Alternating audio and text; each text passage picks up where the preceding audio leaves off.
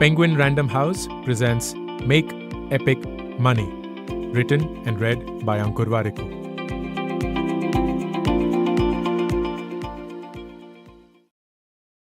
Dedicated to the rupees I wasted and the wisdom I earned.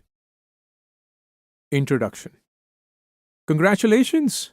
You've picked the least likely author of a book on money. I'm not an expert, I don't have the right degrees, and my money history? Pretty disastrous. I'm not as cool as Ramit Sethi, not as articulate as Morgan Housel, nowhere near as knowledgeable as Deepak Shenoy or Monica Halan. So if you're skimming this online or in a bookstore, this is your chance to escape, my friend. Put this book away. But if you already have this book, imagine me in an Instagram reel giving you 3 reasons to read Make Epic Money. Number 1, we learn more from those who have made mistakes than from those who haven't. I've made many, learned from each one, picked myself up. I'd love for you to not make the same mistakes I made. Number 2, I wonder why most books on money are so complex, technical, intimidating, long. This book tries to answer one simple question. How can a book on money be both helpful and joyful for those in their 20s and 30s who have grown up in the Instagram and YouTube era? And number 3, I'm not trying to impress. I don't even have the qualifications to do so. I'm trying to help, to make finance fun. This book will speak your language, not mine. It will use your words, not mine. Oh, before I move on, remember the golden rule. It's the book's job to hold your attention as much as it is yours to give it attention. So if at any point this book becomes boring, drop it. No pressure. There are more awesome books on money out there. If you're still with me, here's the backstory of money and me. We grew up without money. My dad worked in sales and marketing for almost all his career. Mom was a primary school teacher. A family aspiring to escape the middle-class curse. Credit cards, personal loans, buying more than we could afford. Those were the methods we used. We were always in debt. Unsurprisingly, my parents' dreams for financial security, maybe even prosperity, were pinned on my sister and me. I was told that there is a proven process for achieving it. You study hard, get a good job, work hard, get promoted, earn well, and live happily ever after. I was convinced.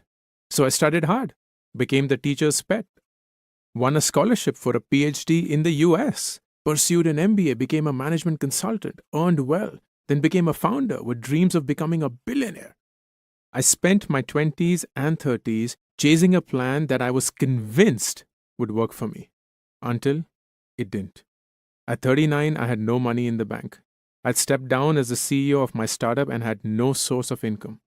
I had paper wealth that did not amount to anything, no assets to speak of, plus a family to take care of. F my life. How could this have happened? I reflected, read, listened, thought, deciphered, and figured that no one, school, college, parents, had taught me anything about money. All that I was taught was how to earn a living. Frankly, this book is for the 20-year-old me, and for everyone like me, who was prescribed a blueprint for life but was never told how to manage money, or how to make money work for you. Make Epic Money has a simple message. Your background, insufficient knowledge, limited experience, lack of expertise, these are not the things that hold you back from making money, from building wealth, from living the life you deserve. What holds you back are your deep-rooted beliefs. The beliefs that tell you that middle-class people rarely get rich, that you have too many financial obligations, that money is complicated to understand, that salary is the only source of income, that only rich or lucky people get wealthy. Your beliefs can ruin you financially, or they can set you up for life. Change your beliefs, change everything. This book is an attempt to challenge and provoke you to change your beliefs so you don't make the same mistakes I made. This book is designed to be a light read. Every chapter is independent of the other, so play around with it. Every day, read or hear a few pages. Come back to it the next day. When the book gets boring, drop it. In the end, take 5 ideas from this book. Your choice, any 5. Apply them to your life. Follow them consistently. Make them your unbreakable money beliefs. If you do just this, you have started your journey to financial independence towards building wealth. I'm excited for you. Chapter 1. Why should I even care about money? Money does not buy you happiness, but lack of money certainly buys you misery. A quote by Daniel Kahneman. In money, we trust, and that's why it works. Let's figure out how money came into being in the first place. We began with an exchange. Picture this. I want 1 egg. You want 1 potato. And we agree to exchange, or barter if you want to be fancy. Simple enough? But at some point in time, eggs became really valuable. Now to get 2 eggs, people want 7 potatoes in barter. Okay, but what if I want only 1 egg? That will exchange for 3.5 potatoes. What's the deal with the fractions, bro? No one else will trade for half a potato. And what if I want 50 eggs? I have to lug around 175 potatoes? That's inconvenient. Then came along a wise dude, and he said, give me your potatoes and I'll hand you some pieces of paper. Each paper is worth 1 potato, or 0.5, or 2 potatoes, or 5, 10, 20, 50, 100. It's proof that I have your potatoes with me, he said. Just bring the papers back if you ever want the potatoes. And he puts a unique stamp on these papers to prove he's legit. Now, instead of carrying the potatoes, I carry these pieces of stamped paper. Genius. That's pretty much how money started, at least the way we see it today. Ever notice the statement, I promise to pay the bearer the sum of 500 rupees on a 500 rupee note signed by the RBI governor? That's our potato paper in its swanky new avatar. Think about it for a second. We trust a piece of paper signed by someone whose name we most likely don't even know. It's not just us, the entire world seems to trust this paper, irrespective of who they are or where they're from. The supermarket gives you groceries in return for your paper notes because they trust the bank and the government to back the transaction. You grind at work to get your salary credited to your bank account in the form of digital money you can't see. But that's cool because Amazon, Flipkart, Paytm, Myntra, Google Pay, MasterCard, Visa, they all trust it and they take it. They may not know or trust you, but they trust money. It's mind-blowing. Money only works because we all believe in it. Money is the best example of trust in this world. As Yuval Noah Harari, the author of Sapiens, A Brief History of Humankind, beautifully said, money is the only trust system created by humans that can bridge almost any cultural gap. It's the most universal and most efficient system of mutual trust ever devised. Can money buy happiness? We use money every day, all the time. We need it to survive. But it's so much more than that.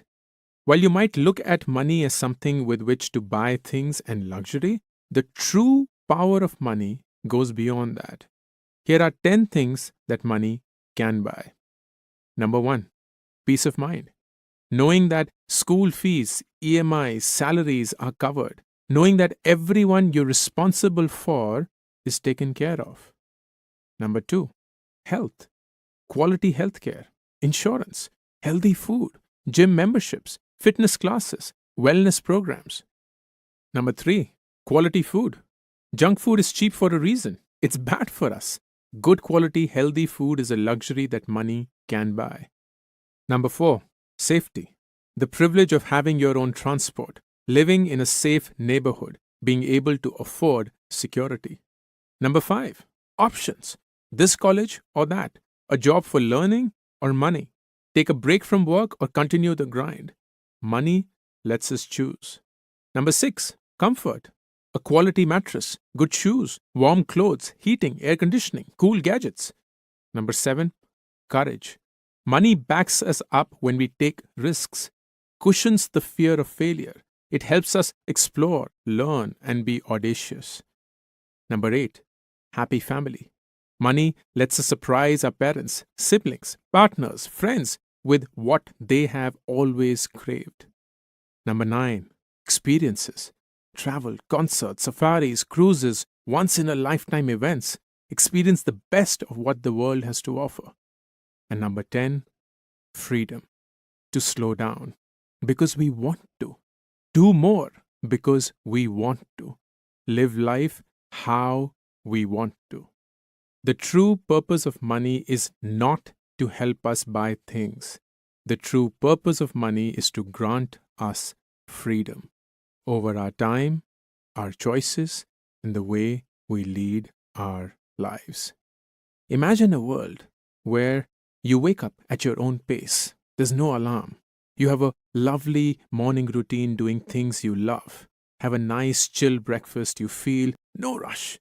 You stay close to office or work from home, so there are no traffic jams. You work through the day. It's challenging work, but joyful work. You genuinely enjoy your work. In the evening, you try something new. Go for a swim, chill with friends, or just relax. You wind up the day feeling grateful. No stress. Total freedom to do whatever you want, whichever way you want, whenever you want. This is a life that we can build for ourselves once we understand how to stop working for money and instead make money work for us. As Morgan Housel, the author of The Psychology of Money, beautifully said, the ability to do what you want, when you want, with who you want, for as long as you want to, pays the highest dividend that exists in finance. Chapter 2. Now, I really want to earn some money. There's a limit to how much you can cut. There's no limit to how much you can earn, says Ramit Sethi, the author of I Will Teach You to Be Rich. The world sells you a dream. It tells you once you start earning a salary, you can become wealthy. But here's the truth. A salary helps you earn a living, but it also locks you in. You trade your time for money. If you stop giving your time, the money stops. You have to work all your life. Your salary is not enough. If there's one belief you must change, let it be this one. Wealthy people have it figured out. They're wealthy because they don't build their lives around a salary. They use their time and ideas to create multiple income streams. They work for money, but they also put their money to work. It's a different rule book, one that we should all play by. Financial literacy. It matters. Since we are told that getting a job or starting a business is the only source of income, we chase degrees, impressive qualifications, fancy titles, assuming that professional success equals rich. The truth? Professional degrees help you earn a living. Financial literacy helps you build wealth. It's a life skill. Without financial literacy, we risk making mistakes, the most basic, avoidable mistakes. Number 1, having no safety net. COVID caught us off guard. Expenses surged, hospital bills piled up, jobs were lost. Many of us had no insurance, no backup, no safety net when we needed them the most. Number 2, spending more than we earn. Impulsive buys, consumerism, EMIs, draining our wallets, spending more than we earn. Number 3, drowning in loans. Hello, credit card and loans with huge interest rates. We thought we could manage to pay them off. Now we're buried under a mountain of debt.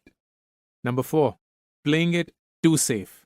Parking all our money in savings accounts and fixed deposits, just like our parents told us to. Guess what? Its value decreased every year. Inflation ate it up.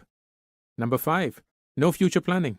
Turning a blind eye to financial goals, spending money without knowing why. Worse, not even knowing where our money is going every month. And number 6, getting greedy.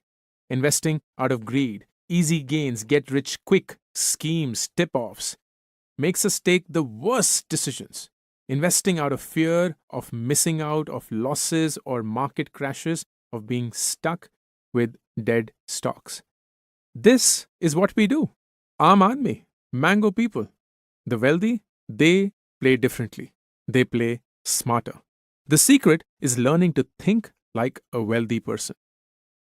Assets versus liabilities. Spot the difference, accumulate assets. Most of us don't really understand what an asset is and what a liability is. Phones, gadgets, jewelry, cars, we call them assets because we own them. Oh, and a house, the ultimate asset. Renting is so middle class.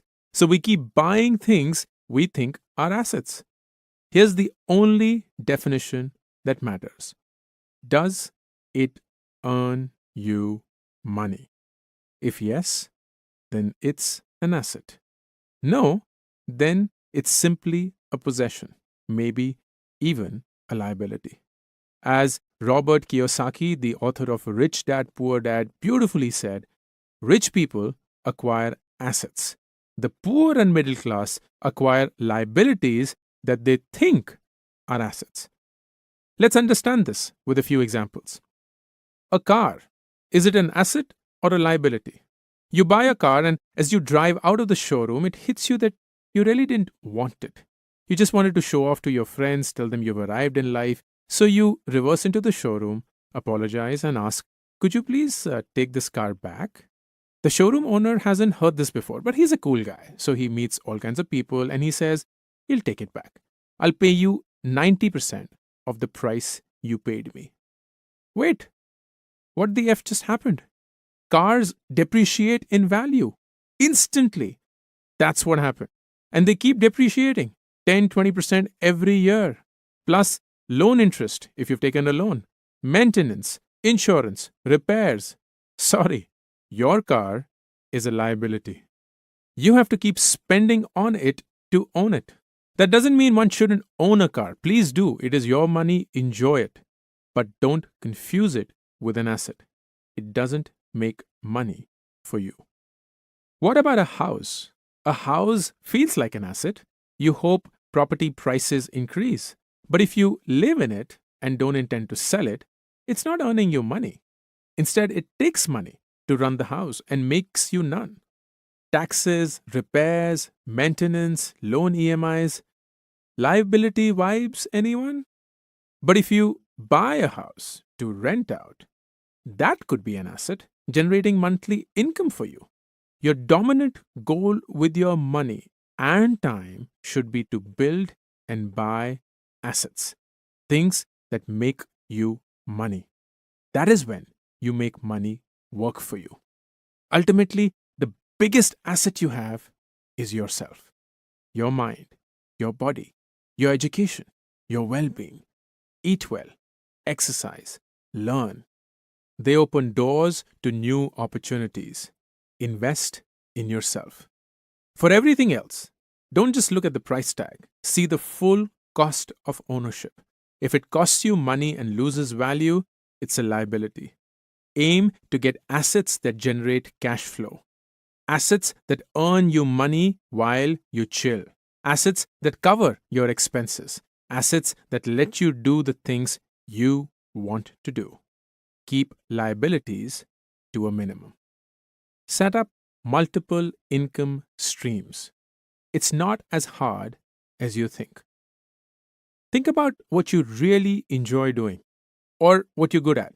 It could be investing or teaching, painting, singing, cooking, consulting. or setting up a small business with friends or family. Do it. Make money from it. My job is super hectic. How do I find the time for multiple streams? It won't be easy to start out. The voices in your head will tell you that you don't have time, that it takes too much effort. But who would you rather work hard for? Yourself or someone else? So start. First, stay in your current job. Use your salary as a safety net.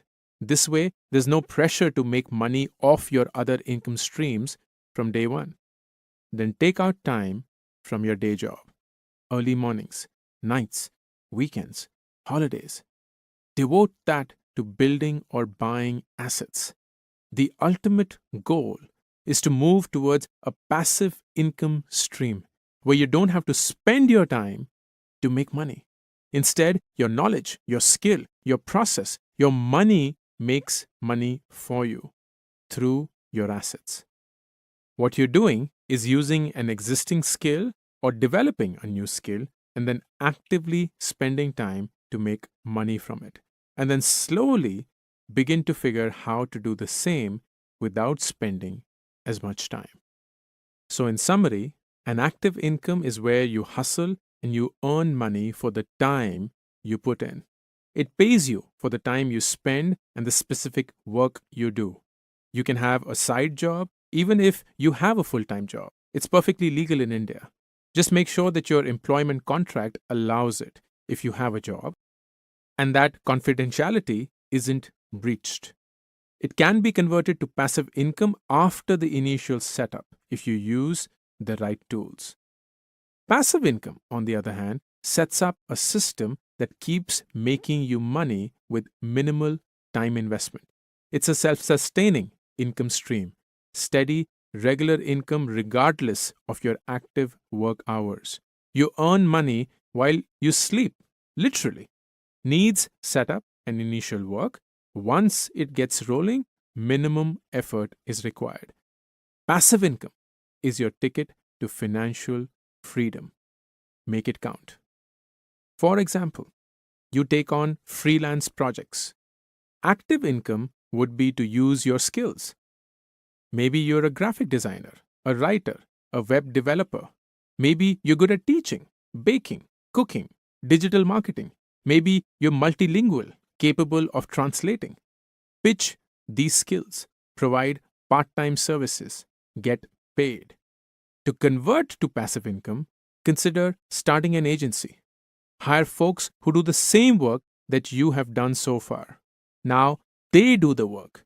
Your time goes in organizing them, not in doing the work. So even when you're not spending time, work is getting done. Let's say you create content. Active income example would be for you to share it. Choose your platform, start a blog, YouTube channel, social media account, and be consistent. Build an audience, engage with them.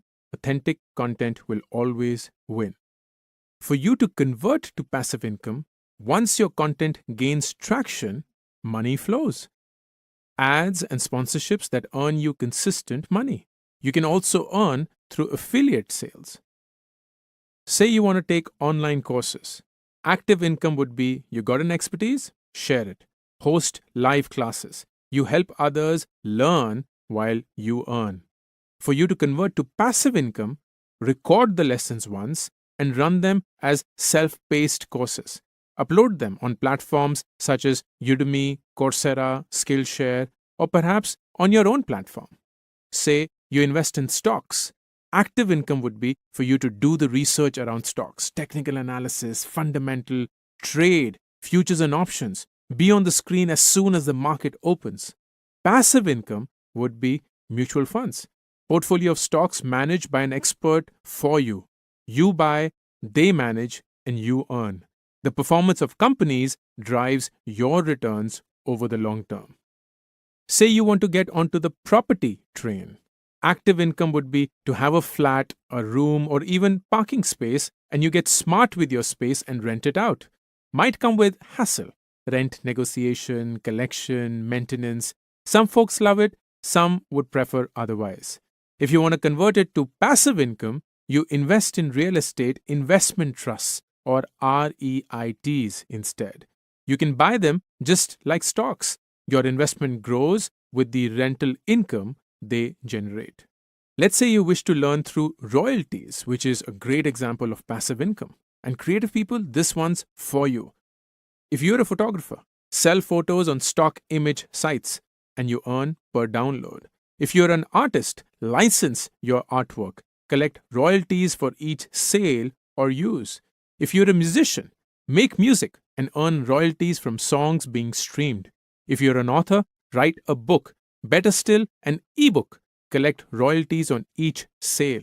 If you are tech professionals, develop apps or software, receive royalties on sales or sell the app. The trick is to try new things. Stay curious. It'll be tough to start, but I promise you, it'll be so rewarding, personally and financially. As Naval Ravikant famously said, earn with your mind, not your time. There's enough for everyone. Growing up, I thought that wealth was a zero-sum game, a finite pie. For someone to win, someone else had to lose. We're conditioned to believe this. It feels like there is nothing we can do about it. A CEO's wealth comes at the staff's expense. Our friend gets a good job, that's one opportunity less for us. The reality is, there is no pie. Wealth can be created instead of just being distributed. Imagine a Maggi packet. It costs what, 14 rupees? Add water, toss in some veggies, serve with some ketchup. You've got a meal that's now sold for 45 rupees. Someone added value and created wealth. Wealth is not a zero-sum game where the winner takes it all. If someone won, it doesn't mean you will lose. And for you to win, no one else has to lose. There is space for everyone. There is wealth for everyone. At the end of this chapter, I want you to think about this. Number one, your salary is not enough. Think beyond it. There is no limit to how much you can earn. Number two, true wealth lies in acquiring real assets, not liabilities masquerading as assets. Most of us don't understand the difference between the two. So ask yourself, does it earn you money? If yes, it's an asset. If no, it's a possession, maybe even a liability. And number three, build a limitless mindset. Wealth is not a zero-sum game. One winner does not take it all. There's enough for everyone. I also want you to do this. Number one, reflect, explore, and then identify 3 to 5 ways in which you can earn more money. Figure out when you'll start and how you will start. And number two, think of the last thing you really wanted that made you say to yourself, can't afford this. Now ask yourself, how can I afford it? How can I make it happen? Chapter 3, so that I can spend it wisely. Morgan Housel, in his book The Psychology of Money, wonderfully shared, singer Rihanna nearly went bankrupt after overspending. She then sued her financial advisor. And the advisor remarked, was it really necessary to tell her that if you spend money on things, you will end up with the things and not the money? In 2016, my startup faced a crisis. Funds were depleting. People were laid off for no fault of their own. Founders took pay cuts to save on cash. My expenses were now higher than my income. I continued spending as usual, thinking that money would come in soon. It didn't. Maxed out my credit cards, borrowed from friends because I needed money. Not to survive, instead to maintain my lifestyle. All because I thought that cutting down on my lifestyle was admitting failure. But now I get it. Spending money I didn't have, maintaining a lifestyle I couldn't afford, that was the true failure. It's not about spending less. It's about spending right. The whole month, you're hustling to earn money. By the end of the month, the only thing you want to know is where all your money went. Bills, rent, other expenses. You bought things that you really wanted. You bought things that you didn't want at all. It's all a blur. And on the other side is the guilt, because the whole world's chanting, save, save, save. Here's the truth: you can afford the things you love. Actually, let me say it differently. You should buy the things you love. You should live the YOLO life without the stress, without the guilt, no matter how much you earn. What you need is discipline. Budget your expenses. It's like your financial Google Maps getting you to your smart spending destination. Break down your income after tax. 50% of that is on basic needs. A need is an essential expense that you cannot live without. Example, rent money, EMIs, food, transport, phone, internet bills, basic clothes, essential subscriptions. 30% of it on your wants, your desires, things you love. Wants are the things you don't need, but instead desire. These are the things you love, the things that make you happy. Weekend getaways, that fancy phone, gadgets, maybe a bike, money to party or eat out. And the remaining 20% on savings to invest so that you build for the future you. And get to the financial freedom at some point. More on this in the later chapters. So let's assume your salary is 20,000 rupees a month. Here's how you divide it. 50% of that goes towards your needs, so that's 10,000 rupees a month. 30% of it goes towards your wants, so that's 6,000 rupees. And 20% goes towards your savings, that's 4,000 rupees. This rule is great when you've just started earning. Do this for the first year or till you receive your first increment. Once you receive an increment or build an additional income stream, flip the 50-30-20 ratio. 50% of your increment goes towards your investments. 30% of your increment continues to go towards your wants, and 20% of your increment goes to your needs. So let's say you add 10% to your previous income through increments and side incomes, adding 2,000 rupees per month to your base salary of 20,000 per month.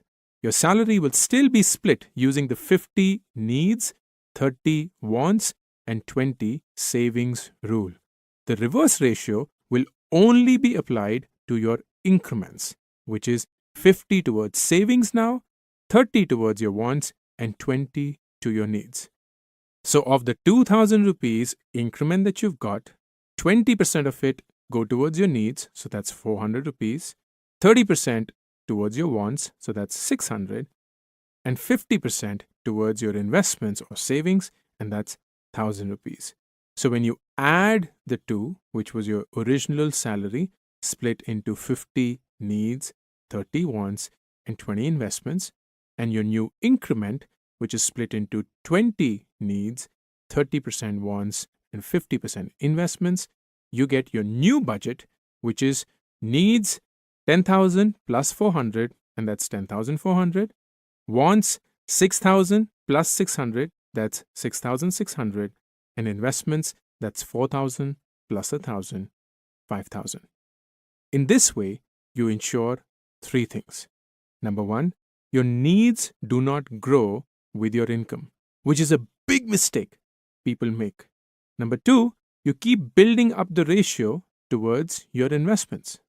And number three, you still keep 30% for the things you love, which are the wants. Scan the QR code available in the supplemental PDF to download your own MS Excel budget calculator. But why do I have to flip this ratio on every increment? Why can't I keep it the same, 50, 30, 20? Here's why. Number one, so that your needs don't increase proportionally to your income. For example, your income jumps from 20,000 to, say, 60,000 in 4 years. Does that mean you'll suddenly start eating triple the amount of momos you used to? Or hop onto 3 autos instead of 1 to reach the same destination? Nope. Your needs don't just shoot up from 10,000 to 30,000. they grow as per inflation, while your total income may beat it. And number two, your savings cannot remain at 20% of your total salary forever. Save more so that you can invest more. Invest more so that you get financially independent soon. This works irrespective of how much you earn. Is your wants budget 10,000 rupees per month and you want to buy a 25,000 rupee phone? Get a no-cost EMI option or wait for 3 months.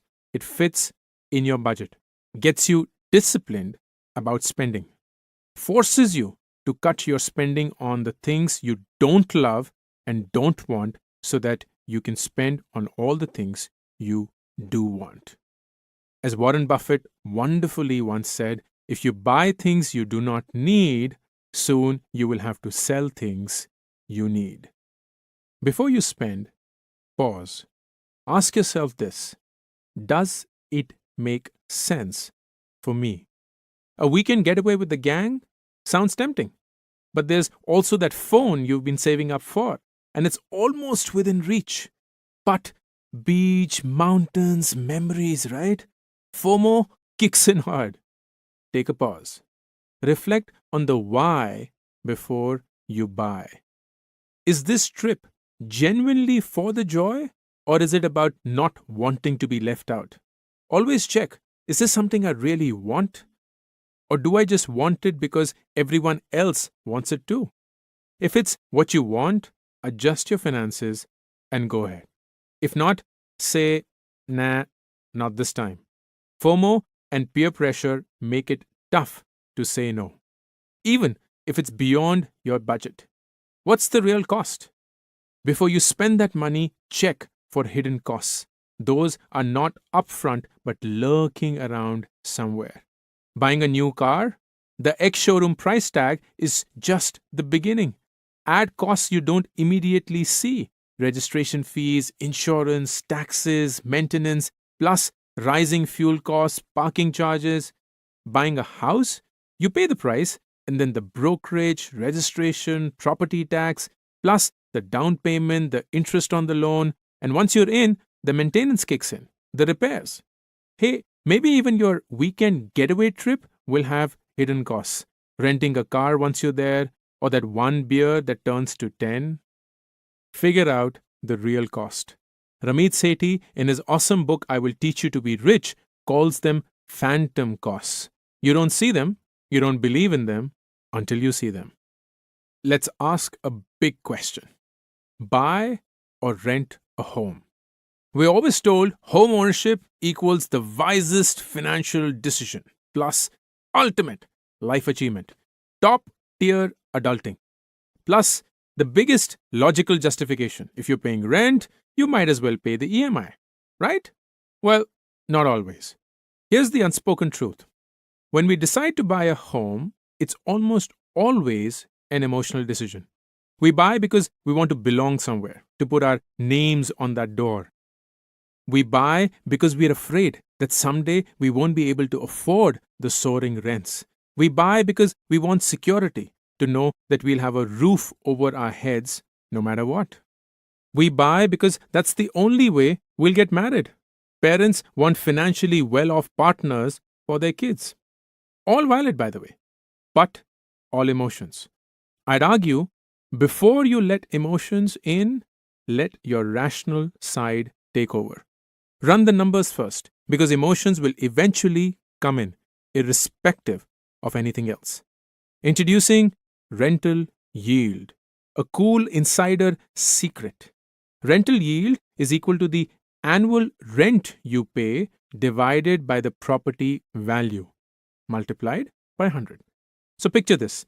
You rent a cute studio in Bengaluru. Lovely society, top-notch amenities, 600 square feet. House value? 1 crore rupees. Monthly rent? 20,000, including maintenance. So here's your rental yield math. You pay 20,000 rupees a month as rent, which is equal to 2,40,000 rupees over the entire year. And when you're divided by 1 crore, you're essentially paying 2.4% of the house value as rent every year. Yup, you're living the 1 crore life at 2.4 annual cost. Now imagine both the house value and the rent growing evenly. Guess when will you end up owning that house? After a whopping 40 years of living there. But let's break it down further. Let's consider the costs associated with renting. The key expense is the monthly rent, right? So it's like your ticket to live in a comfy space, minus the full on commitment of buying. Let's consider the costs associated with buying. Number one, the down payment. It's a percentage of the property price you pay upfront, usually around 20 to 25% of the value. It is a cost because if you can afford to spend this money, then you can afford to invest it as well. But now, instead of earning returns on it, you make nothing of it.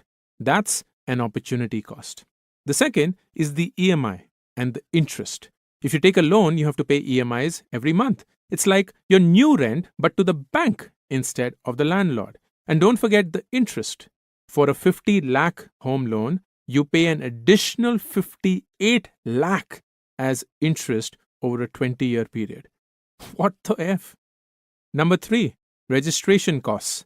Think of it as putting your ownership in ink. Varies between 3 to 7% of the home cost and is paid by the buyer. Number four, brokerage fees. Brokers assist in your home search. Their fee, the brokerage or commission for the service, usually 1% of the home cost. And then number five, maintenance costs. This is the home's upkeep bill.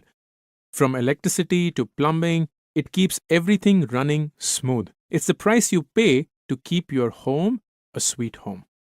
When you add up all of these costs, you end up paying nearly 3 times of the home price over a 20-year period. Now, instead of buying at an early age, let's say you make two smart choices.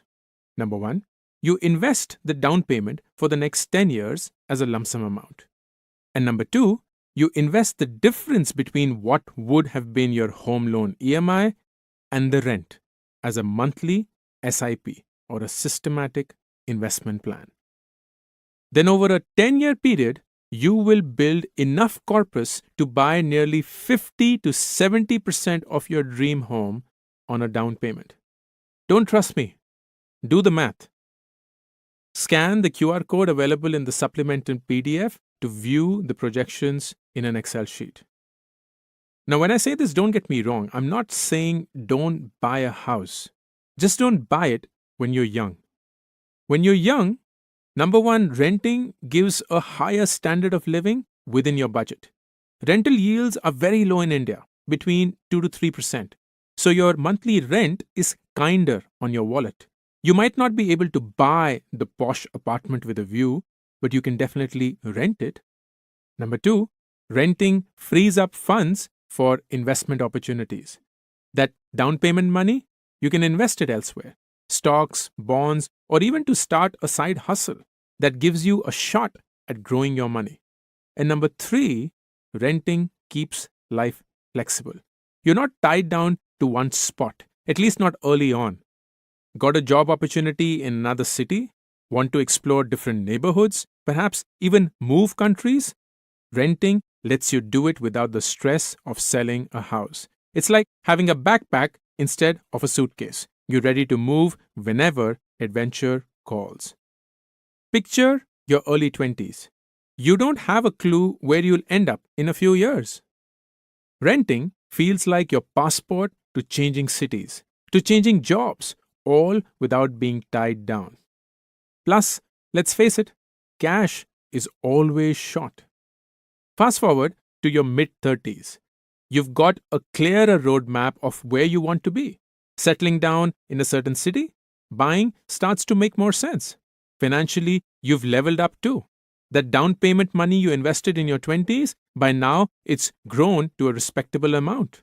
In your 30s, you're also more likely to be able to handle higher EMIs, so you pay less in interest over time.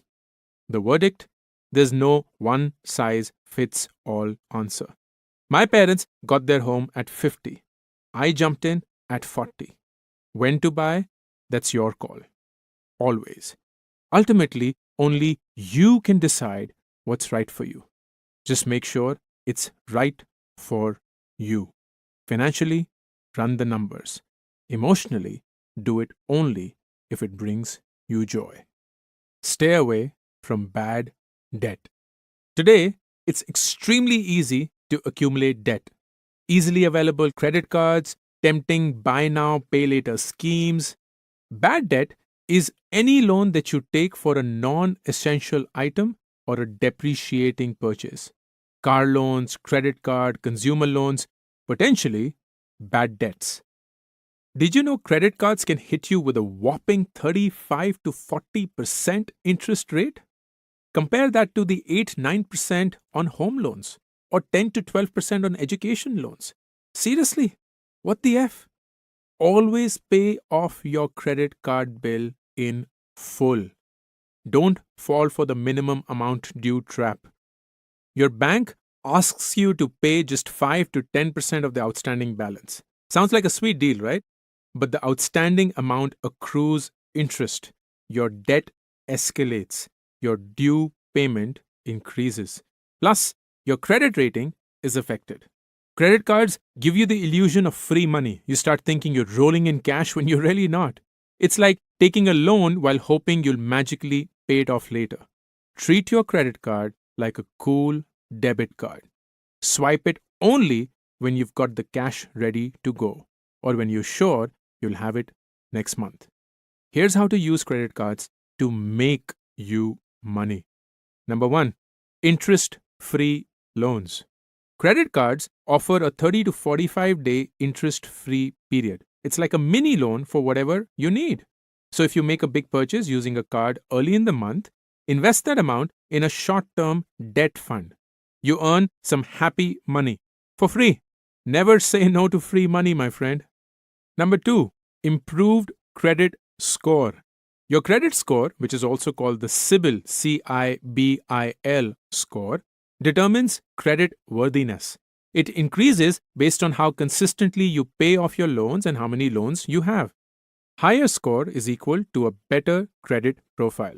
So if you pay your credit card bill on time and in full, your rating builds and improves. Better rating means VIP loan treatment in the future. You get lower rate of interest and save money in the long run. Number 3, reward points. Redeem reward points for air miles, free tickets, hotel stays, gift cards, cashback, and more. Explore and make the most of these freebies. Pro tip: when you apply for a credit card for the first time, opt for one with 0 yearly charges. If you can't get one which is backed by a fixed deposit. The stress-free way to clear your loans faster.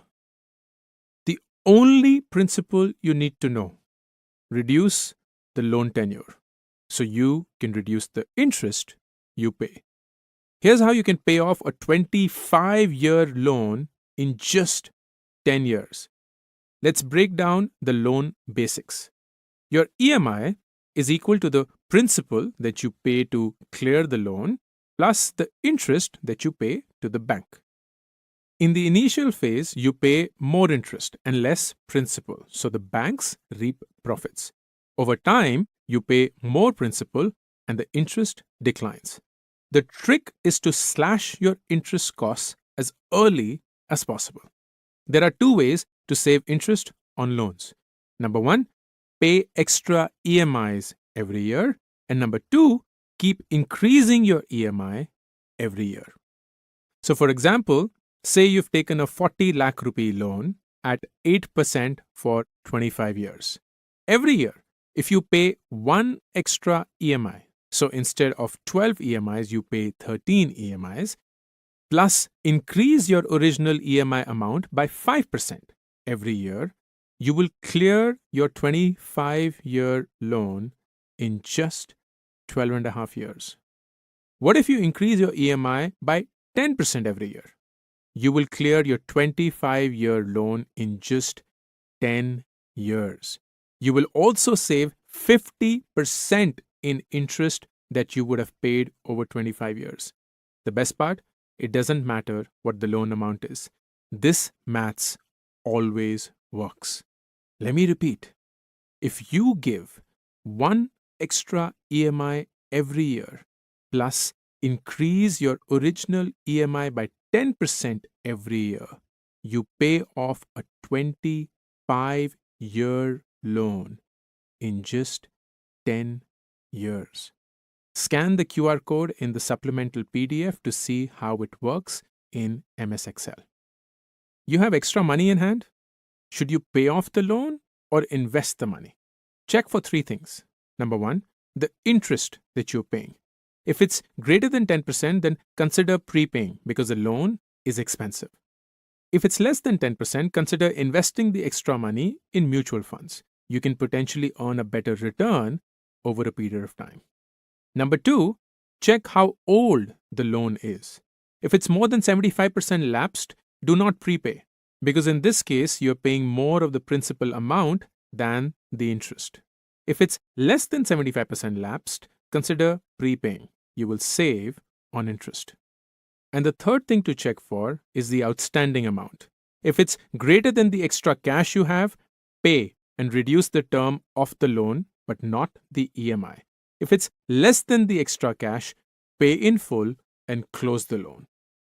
Are you severely in debt and you've got multiple loans? There are 2 simple methods to handle them like a boss. The first one is the maths-driven avalanche method. In this case, you rank the loans in decreasing order of EMIs and you pay the highest EMI loans first, then move to the smaller ones. Since you will pay off the highest loans first, you will save a lot of interest. However, if the highest EMI loan is also a long tenure loan, the process could be long and discouraging. The second method is the win-focused snowball method, where you rank the loans in increasing order of EMIs, and you start with the smallest EMI loans first, then move on to the bigger ones. Leaves you with a feeling of progress. It's like trying to lose weight. Seeing some movement on the scale gets you hyped to watch your diet and exercise, and that's true for loans as well. However, you pay more in interest overall. Are you not sure of which one to pick? We have a QR code that you can scan in the supplemental PDF that will test each method for you in MS Excel. Here are some bonus tips to pay off your loans faster. First, extend your loan duration. When you ask for more time, your monthly payments reduce. Use the extra cash to pay the principal of young loans where interest is still high. Number 2, refinance expensive loans. Pay off high interest loans first, then focus on the small fries. For instance, ditch that hefty 40 to 50% credit card interest. How? Swap it for a personal loan at 13 to 16%. Use it to crush your credit card debt, then tackle the rest. Number 3, keep loan installments under 30% of income. Don't let it exceed this. Stick with the 50-30-20 budgeting rule and you will never misstep. And number 4, settlement as the last resort. Negotiate a lower debt amount to clear your loan. One major downside here, it permanently damages your credit rating. Getting future loans becomes challenging. Mark Cuban wonderfully once said, "Pay off debt first. Freedom from debt is worth more than any amount you can earn." As we reach the end of this chapter, I want you to think about this. Number 1, budget. From your income after tax, 50% goes to basic needs, 30% for wants, desires, things you love, and 20% for investing. Flip the ratio on any increment or side income you get. 50% to investments, 30% to your wants, 20% for your needs. Budgeting forces you to distinguish between essential spending and discretionary spending. It encourages you to cut spending on things you don't love so you can spend on all the things you do. It compels you to save and invest for your future. Number 2, before making any big money decisions, run the numbers. Consider all the costs associated, including the hidden costs. Check if it aligns with your long term goals. And do it only because you want to, because it's right for you. Forget YOLO, FOMO, and peer pressure when it comes to money. And number three, don't get tangled in credit card debt. No minimum payments. Please treat your credit card like a debit card. Swipe only when you have the cash. As an action item from this chapter, I want you to do this. Number one, take stock of everything. Let's start with your yearly income. How much salary do you make? Other forms of income could be rent, could be side income. What is the interest that you earn on FDs, etc.? Any other income that you have. And by virtue of that, what's the total income you earn? Then let's move to your yearly expenditure. What are your expenditures around needs, EMIs, rent, utilities, travel, food, etc.? What is your expenditure around wants? Phone, eating out, travel, car, bike, etc. How much do you end up saving or investing every year? And by virtue of this, what's your total expenditure? And then finally, you calculate the share of every expenditure category. And then you find out how much do you spend on needs, which is the needs expenditure divided by the total expenditure. How much do you spend on wants, which is the wants expenditure divided by the total expenditure. How much do you spend on savings and investing, which is the savings or investments that you make divided by the total expenditure. And what is then the current proportion of needs is to wants is to savings. Then take stock of your bank accounts. Note down how many bank accounts do you have, and also how much money you have in each of them. Then take stock of your debt. Note down how many loans you currently have, how much of the loan amount is due, and how much time is left. Note down how many credit cards you have. What is the outstanding amount on each card? Then we take stock of your investments. Write down all your investments so far and their approximate value. Include gold, mutual funds, stocks, FDs, real estate, all of it. You may not have all the exact numbers, but that's okay. Approximations will do. Do not let these numbers discourage you or encourage you. You're just figuring out your shit. Then, number two, let's understand your financial well being. So, you calculate your total assets. This is a sum of all your investments and money as of today. You calculate your total liabilities. This is the sum of all your outstanding loan amounts plus credit card bills. And you thus figure out your net worth, which is your assets minus your liabilities. Then we move on to number three and reflect. Note this down.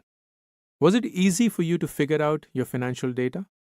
Are you on the right track to where you want to be? What are three things you're doing well? How can you do more of them? What are the three things you can improve on? This is just a thinking exercise. There's no judgment, no panic. It's all good. And then finally, number four, we act. We create a monthly budget sheet.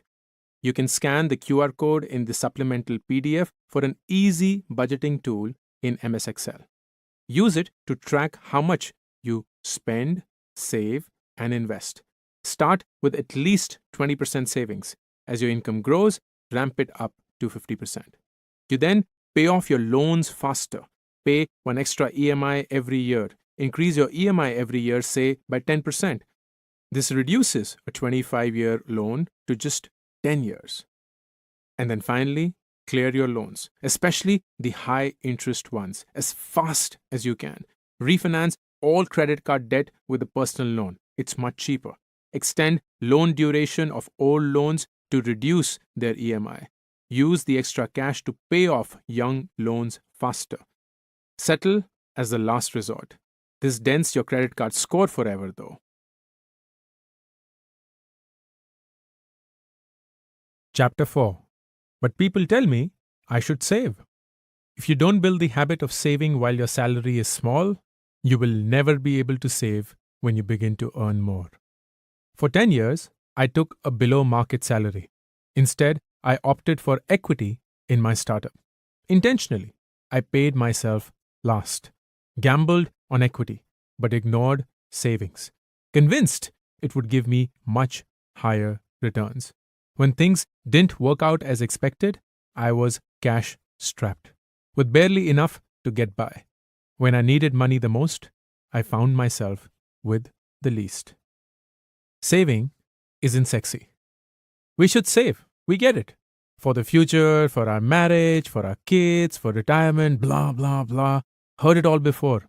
Yet, we don't. Because saving isn't sexy, or fun, or exciting. It's boring. The future seems so far off. Our goals seem so far off. Retirement? I haven't even started earning properly yet. And we're not making enough money. And we're missing out on life. Our friends are putting up reels of sundowners in Goa. Why should we save? So we postpone saving. We'll start tomorrow, next month, next year, just not today. But we should save because life is crazy. Almost like a Bollywood movie. One moment, we're happily dancing around a tree. Next moment, we're hit by a flying coconut. Medical emergencies, job losses, lawsuits, unexpected death in the family. Also, because we have dreams. That house, that car, that fancy vacation, kids' education, plus a retirement one day. Our money today has to pay for our desires tomorrow. Andre Agassi, in his beautiful book Open, says, life will throw everything but the kitchen sink in your path, and then it will throw the kitchen sink. It's your job to avoid the obstacles. Savings give you the ultimate FU power. The power to walk away from a job you hate. The power to handle a medical emergency without depleting your reserves. The power to get a better interest rate on a loan. The power to move into your own place. The power to live life on your terms. You don't have to give up what you love. Saving does not equal stopping spending, sitting at home, being miserable. Once you've decided how much you want to save, spend the rest on whatever you want with no guilt. How do I start saving? Unless you know why you're saving, you don't know how much to save. If you're just saving, it's a random number. If you don't hit it, you don't care. So the drinks are always on you. You're always up for Zomato, Swiggy, always ready to take that holiday. There's nothing stopping you. So whatever you earn will always be little. Whatever you spend, you'll always feel guilty. Whatever you save and invest, you'll never know if it's enough. You'll keep chasing money all your life. But if you're saving for a vacation or saving for a house, the goal gives you purpose. It sharpens your decisions, reduces temptations, brings focus. Small difference, big impact. So set your goals. Know how much each one will cost. Begin with list your goals. When do you want to achieve them? Long-term goals, which are typically more than 10 years out. For example, kids' education, retirement, down payment on a house. Medium-term goals, which are typically goals you want to achieve in 3 to 10 years. This could be an international vacation or further education, marriage, buying a car. And then short-term goals, which are usually less than 3 years. Building an emergency fund, buying insurance, going for a domestic holiday, buying a phone. Once you've determined these goals, figure out how much each goal will cost you. So you quote an approximate current price for each goal. The price won't stay the same forever though, because inflation, the rate at which prices for goods and services rise over a period of time. So you calculate the future price of your goal based on the time frame you've set. Assume an annual inflation rate of about 6%. So for example, if your goal is to get married in 7 years and you need 10 lakhs, Assuming 6% annual inflation, the final cost after 7 years will be 15 lakh rupees. So the net result will be like a table where you have a column for your goals, a column for in how many years will you hit that goal, then a column for your current cost of that goal, and then according to the inflation and the number of years, what is the future cost of each goal.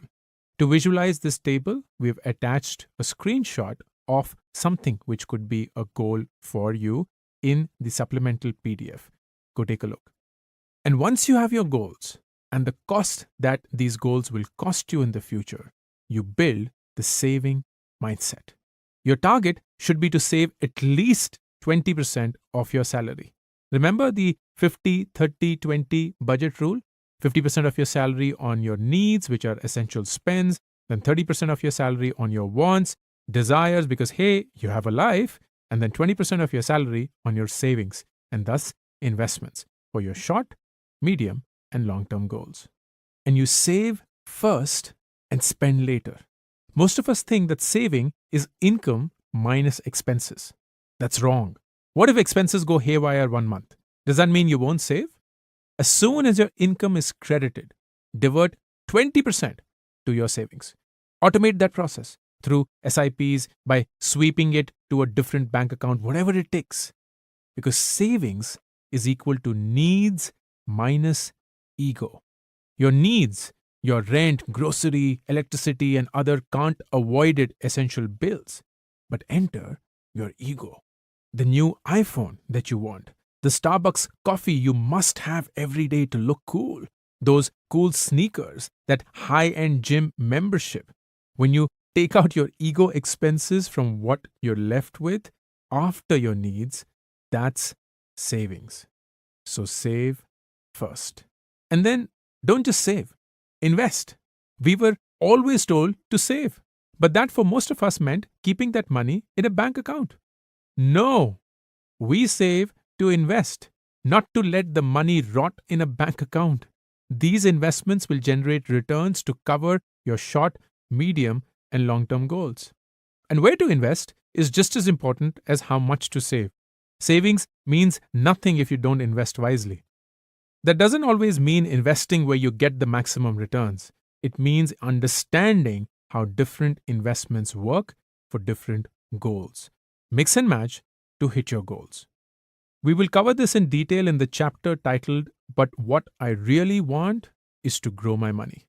But for the time being, scan the QR code available in the supplemental PDF to download an MS Excel budget calculator that auto-generates all of this saving based on the goals you've set. Here are 13 tips to help you save more. Number 1, budget. It's boring, but effective. You can't improve what you don't measure. Minimum 20% of your income has to be saved every month, every year. Number 2, automate your savings. If we have money in the bank, we tend to spend it. It's not always easy to do the right thing. So make the right thing easy. Automate. Sign up for as much EPF deduction as you can so it never reaches you. Do monthly SIPs and don't stop them. Open a separate investment account. As soon as your salary hits, sweep your investment amount to that account. Number 3, the 30-day rule. If you really want to buy something big, wait for 30 days. Chances are you'll decide you don't need it. Number 4, try a fortnightly money fast.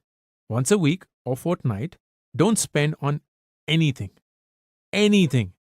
Spoiler, this will require some advanced preparation. Food? Take food from home. Ride to work? Carpool. Coffee?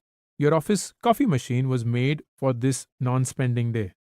Number 5, choose debit or UPI over credit cards. Debit or UPI is money you actually have. Credit cards give you the illusion of money that you may not actually have. If you don't have it, you can't spend it. Ha! The best part, it's free, while a lot of places still levy a surcharge on credit cards. Number 6, use credit cards only if you have 100% of the money. Because credit cards can be a good thing.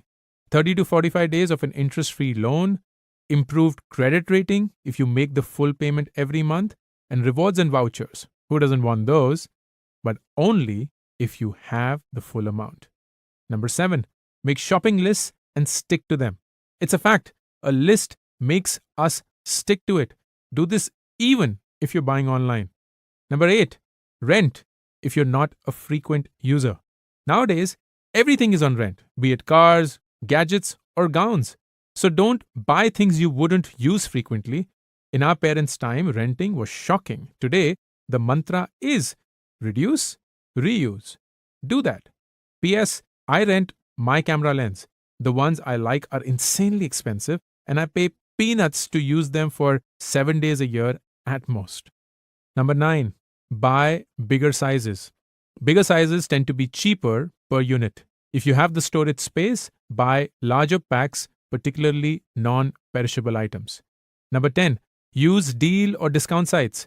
Use deal and discount sites as much as you can. There's no shame in it. It just means that you respect your money, and your money will start to respect you back. Number 11, pay off your loans faster. Early repayment saves on interest. For example, pay one extra EMI per year, so 13 instead of 12, and increase that EMI by 10% every year. A 25-year loan reduces to just 10 years, and you save 60% on your interest amount. We spoke about this in detail in the chapter titled So That I Can Spend It Wisely. Number 12, buy life insurance when you're young. You pay a lower premium and get longer coverage. Why wouldn't you save on something so fundamental? For example, if you buy insurance when you're 25 till you're 65, you get 40 years of cover and still end up paying a lesser premium than if you were to buy the same cover at age 35 and only get cover for 30 years. We speak about this in detail in the chapter titled And Use the Money to Protect Me. And finally, number 13, shop online in incognito mode. Prices keep increasing when you keep searching for items online. Flight tickets, hotels, or even products. So switch to incognito mode. You'll get a price that is given to a new user. This can't work on apps, so do your buying on your desktop or laptop. Disclaimer, I have no way to prove this. Use these hacks as a smart way to save more money without compromising on your desires and needs. Save as a gift to your future self. The gift of security. The ability to meet your life goals. A safety net for unpredictability. Freedom to live life on your own terms. But don't go through life focusing only on a savings mindset. There's a limit to how much you can save. But remember, there's no limit to how much you can earn. Keep finding ways to increase your income. That will help you build wealth much faster than saving. I'll end the chapter with a beautiful quote from Jim Rohn. If you don't design your own life plan, chances are that you'll fall into someone else's plan. And guess what they have planned for you? Not much. As we finish this chapter, I want you to think about this. There's always a limit to how much you can save. Don't go through life skimping on things that matter. Save and invest, but do so mindfully and focus on boosting your income. Remember, that's limitless. I also want you to do this. Number 1, set clear financial goals for yourself. What are the big expenses you expect in the short term, which is less than 3 years? Maybe a new phone, vacation, new juicer, gym membership, whatever. What are the big expenses you expect in the medium term, 3 to 10 years? Further studies, new car, marriage, an international vacation. What are the big expenses you expect in the long term, greater than 10 years? Build a retirement fund, buy a house, your kids' education. Calculate the money you need to meet those goals according to today's price, and calculate the amount of money you thus need in life. This exercise is simpler than you'd think. Scan the QR code available in the supplemental PDF for a simple way to find your magic number using an Excel sheet. Next, check, are you saving at least 20% of your salary? If not, what are the steps you can take to increase your savings? And then finally, get that money out of your savings account and invest. Saving is meaningless without investing wisely. Chapter 5. And use the money to protect me. Insurance is like a parachute. If you don't have it the first time you need it, you won't need it again. At 26, I landed my first job, got health insurance from the company, for myself and my parents. Yay! The coverage was great. I was thrilled. I left in 3 years to launch a startup. My corporate insurance lapsed. I delayed buying a new plan. Big mistake. One evening, my dad experienced horrible stomach pain. He was diagnosed with severe pancreatitis. After a week-long hospital stay, we saw the bill, 2.4 lakh rupees. I was shocked. Stupid me. First and always, protect yourself, which comprises 3 things.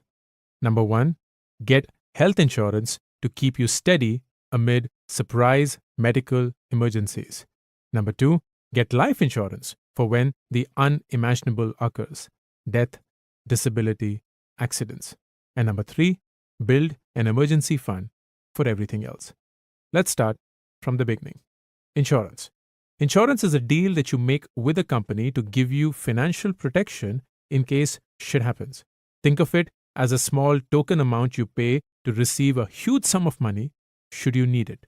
Premium is the small token amount that you pay every month or every year to provide yourself with the safety net.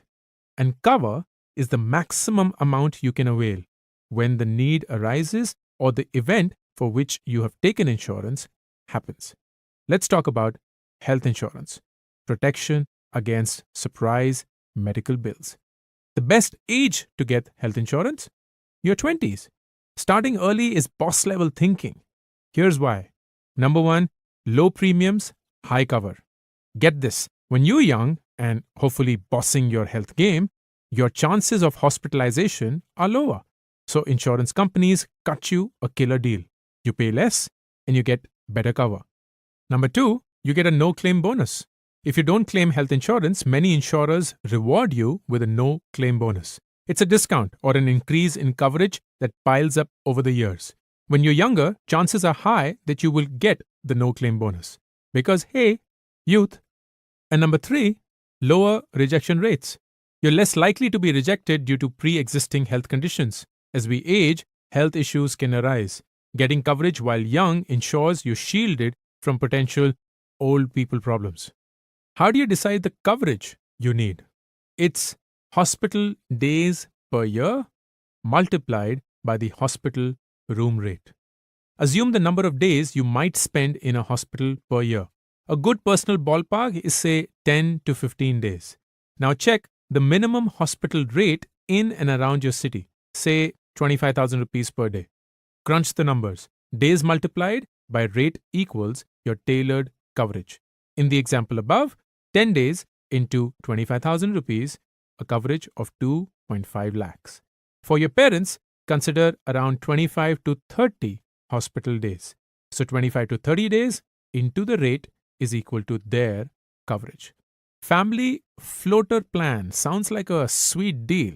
Yes or no? Not always. Because the premium is decided on the age of the eldest member. So once your parents hit 60, their premiums will spike because the probability of health issues is higher. So the family plan premium will also spike. Parents also tend to clock in more hospital visits. They deserve a plan that's customized to their specific needs. So here is a better approach. One plan for you, your spouse and your kids, and a different plan for your parents.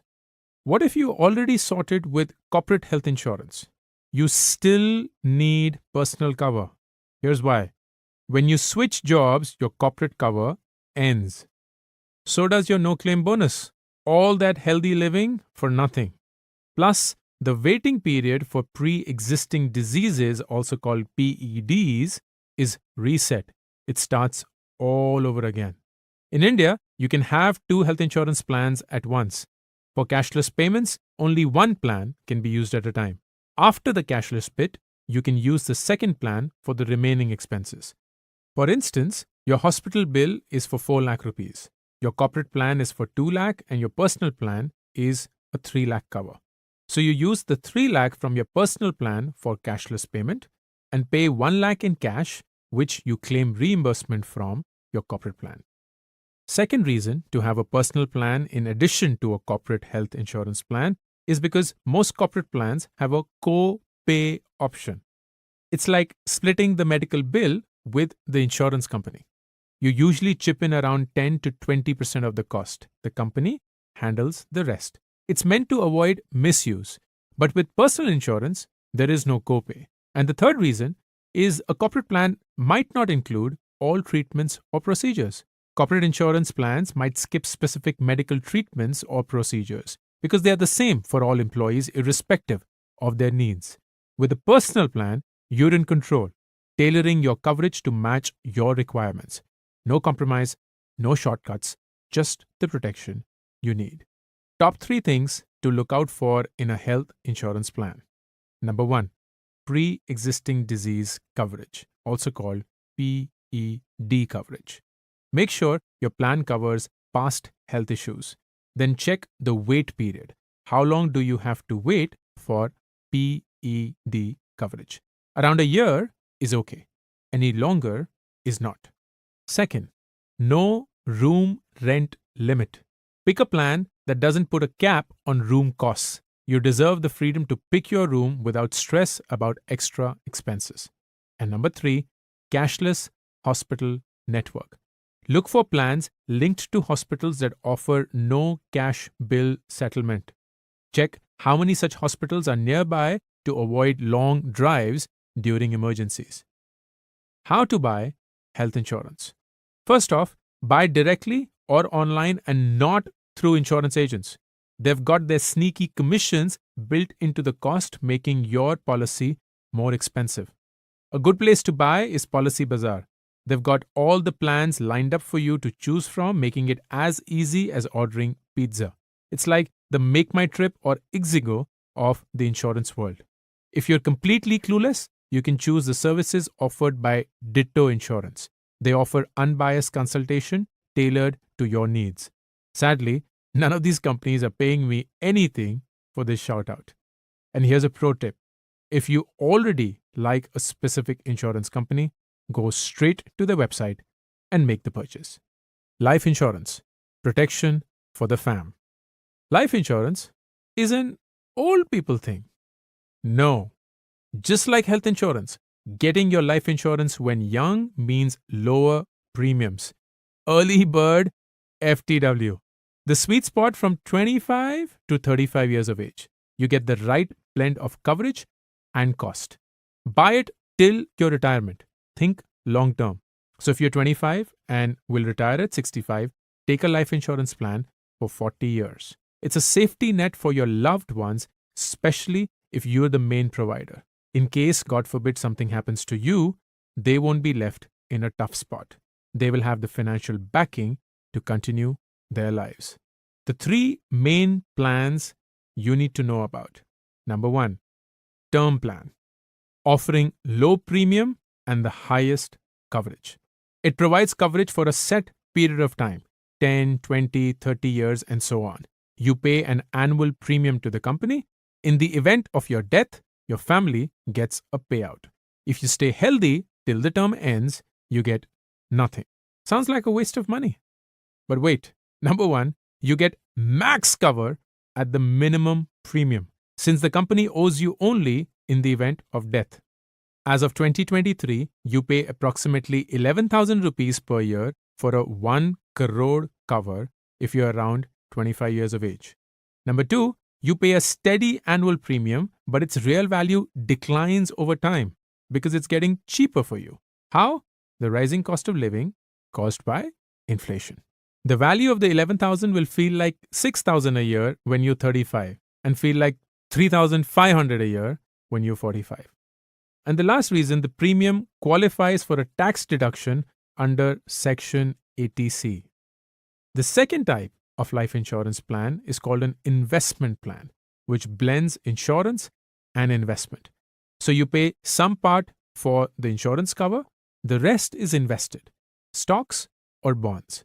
In the unforeseen event of your death, your family gets the cover amount and the investment amount. If you continue to live and the policy matures, which means it finishes its term, you get the investment amount. What will the investment amount be? It depends on where you choose to invest. That's awesome. Why do people even consider a term plan then? Because, number one, the premiums are higher for the same cover because, hey, you're getting something back at the time of maturity. So the same 1 crore plan with investment returns will cost you around 20,000 rupees per year. Number two, the returns aren't always very attractive. You might make better returns investing by yourself. And the third type of insurance plan is a guaranteed return plan, which has high premium but guaranteed payout. Picture it like a savings account, but with extra benefits. You put in the money. In case of your death, your family gets the cover amount plus the investment amount. When the plan ends, you get a guaranteed amount or a guaranteed return. It's always more than what you gave, depending on the plan, the duration of investment, interest rates, etc. For example, a 1 crore life insurance plan that returns your premium back to you on maturity will cost 30,000 per year. At the end of 60 years, you will get approximately 25 lakhs, which will seem like a lot, but remember, the money you get back will not have the same buying power as today. Because, you guessed it, inflation. How do you decide how much coverage to take? Make sure it's at least 10 times your annual salary, ideally 25 times. So if your annual salary is 5 lakhs per annum, then take a cover of at least 50 lakhs and ideally 1.25 crores. What are add-ons and why should you care? Think of them as your personal boosters. They make the plan personalized to fit your unique needs. Top 4 add-ons you should definitely consider. Number 1, critical illness add-on. If you're hit with a major illness and can't work, this add-on gives you a payout to keep you afloat. Second, disability add-on.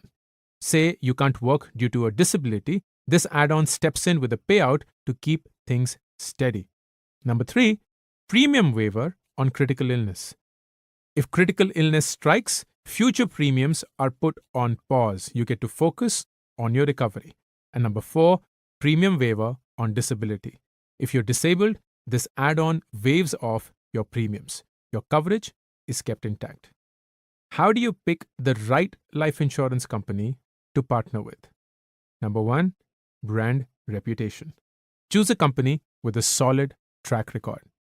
Life insurance is a long duration product, so bet on brands you trust. Reputed brands, maybe even your banking partner. Number 2, high claims ratio. Check the claims ratio, which is when people claim insurance, what percentage is actually processed. Higher number of claims is a good sign. Look for at least 99%. Number 3, high payout ratio. Check the amount paid out as a ratio of the amount claimed. When people claim insurance, what percentage of the value claimed is actually paid. A higher payout ratio is a good sign. Again, at least 99%. When you get a life insurance policy, disclose everything. Lay it all out there. Smoking, health history, lifestyle choices. Full disclosure keeps your coverage rock solid. Leaves no room for insurance companies to dodge or deny payments later. How to buy life insurance? First, decide what kind of plan you want. Term, investment, or guaranteed return plan. My recommendation would be term insurance. Just as with health insurance, buy directly or online and not through an agent. The latter has a commission built in, making it more expensive. Good places to buy from: Policy Bazaar, ditto. They haven't paid me for saying this, in case you are once again wondering. If you know which insurance player you want to partner with, you should ideally go directly to their site and buy. Emergency fund, protection against everything else. Health emergencies, covered. Family protection, covered. Now, an emergency fund seems a bit extra. Imagine you're in your early 20s, making 25, 30,000 rupees a month. Life's cruising along when, bam, you hit with an unexpected 1 lakh expense. Now what? A loan may seem like an easy fix, but let's face it, it's not always the most reliable option. Plus, who wants to start their 20s tangled up in EMIs? That's where an emergency fund comes in. Emergency fund is like a DIY insurance plan. Cash hidden away for the events that life and health insurance can't cover. Car breakdowns, home fixes, sudden job jolts, legal surprises, travel emergencies, the unexpected stuff. How much do you allocate to your emergency fund? Break down your monthly must pays, your rent, EMIs, utility bills, the essentials. Multiply them by 6. Voila! You've got a 6-month safety stash to start with. Want to be extra prepared? Aim for a 12-month cushion. That's ideal. 3 easy ways to build your emergency fund. Number 1, hit pause on spending sprees and investments for a bit. Your emergency fund takes the front seat for now. Number 2, unexpected windfall, whether it's a bonus, money from a parent, or a matured FD, dump it straight into your emergency fund. And number 3, create a designated account, separate or as a sub-account for the fund. Rain or shine, drop in your contribution each month. Where do you keep the emergency fund? Set aside 10% as actual cash. Immediate access. Makes it easy to grab funds ASAP. Then allocate 20% to your bank account. Access it in hours. Opt to keep it in a savings account. Yes, it only earns 3 to 4% on an average per year, but this money is not for growth. It's for emergencies. And then finally, park the remaining 70% in fixed income funds, which can be accessed in 24 to 48 hours. Could be a fixed deposit. Yes, an FD. There. I said it. You're not looking for growth. You just need something that allows for free and fast withdrawal without any penalty. Or a debt mutual fund. Pro tips. Number 1, emergency fund first, investments later. Number 2, keep it bulletproof. No stock adventures, no crypto escapades, no gold or real estate experiments. Use the fund only for real emergencies, not for impulsive buys. And number 3, if you tap into your fund, refill it ASAP. Dave Ramsey wonderfully says, an emergency fund is like insurance for your peace of mind. As we conclude this chapter, I want you to do this. Number 1, get health insurance. One surprise medical emergency can wipe out your entire life's savings. So be prepared. Your 20s are the best time. You pay low premiums and get a no claim bonus. So do your research first. What coverage amount is best for you? What are the absolutely non-negotiable things your plan needs to cover? Do you have health insurance for you, your spouse, and kids? Do you have health insurance for your parents? Do you have separate insurance from your corporate insurance? Get a separate policy for you and your family, and a separate one for your parents. And get a personal health insurance plan even if you have corporate health insurance. Second, get life insurance. Your mid-20s are the best time to get this done because of the lowest premium. Term insurance is the best form of insurance in my opinion. Do your research, always. What coverage amount is best for you? What are the add-ons you need? What type of life insurance plan is best for you? And number 3, build an emergency fund. Get a 6-month fund, minimum. Ideally, a 12-month fund. Split the fund, 10% cash, 20% bank account, 70% in fixed income. Use the fund only for real emergencies, not for impulsive buys.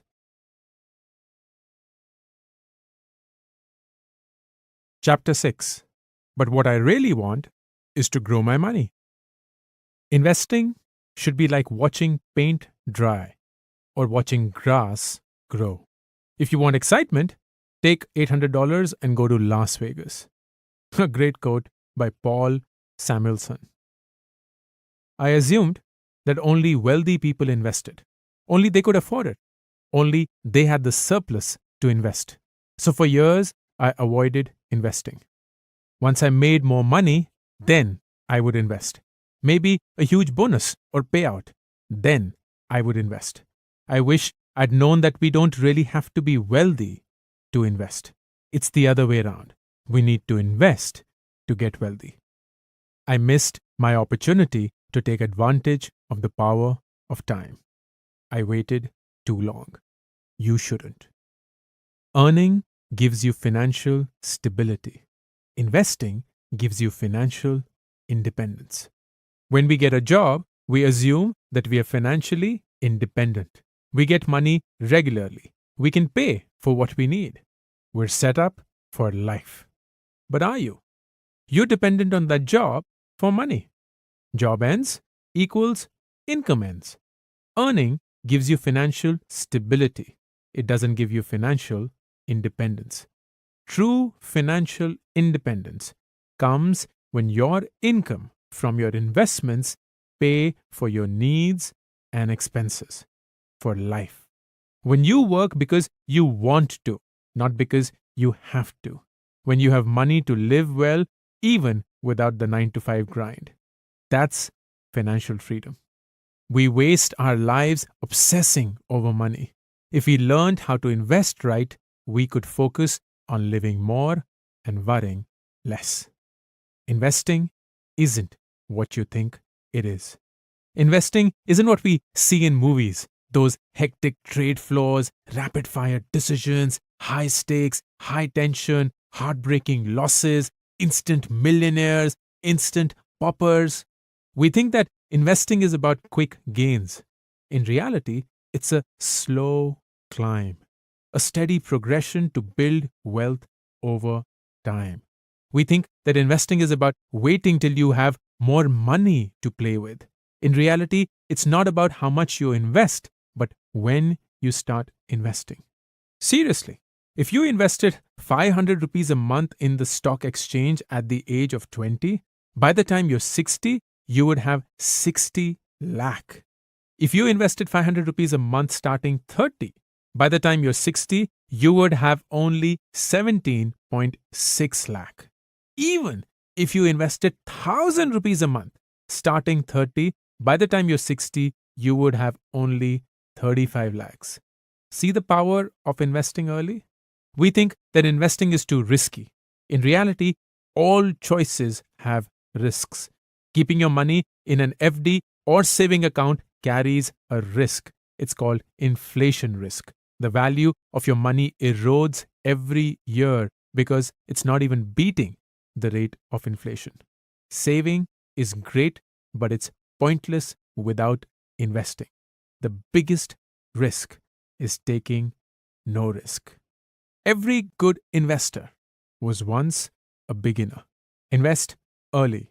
Invest consistently. Because compound interest is awesome. Compound interest is every single reason why we are told to invest early and to invest consistently. Because with compound interest, your money earns money on its own. You earn interest on interest without any work. It works like this. You invest 20,000 rupees in a mutual fund with a 10% rate of return. So at the end of year one, your investment is 20,000. Your rate of return is 10%. So the returns you have earned is 2,000 rupees, which is 20,000 into 10%.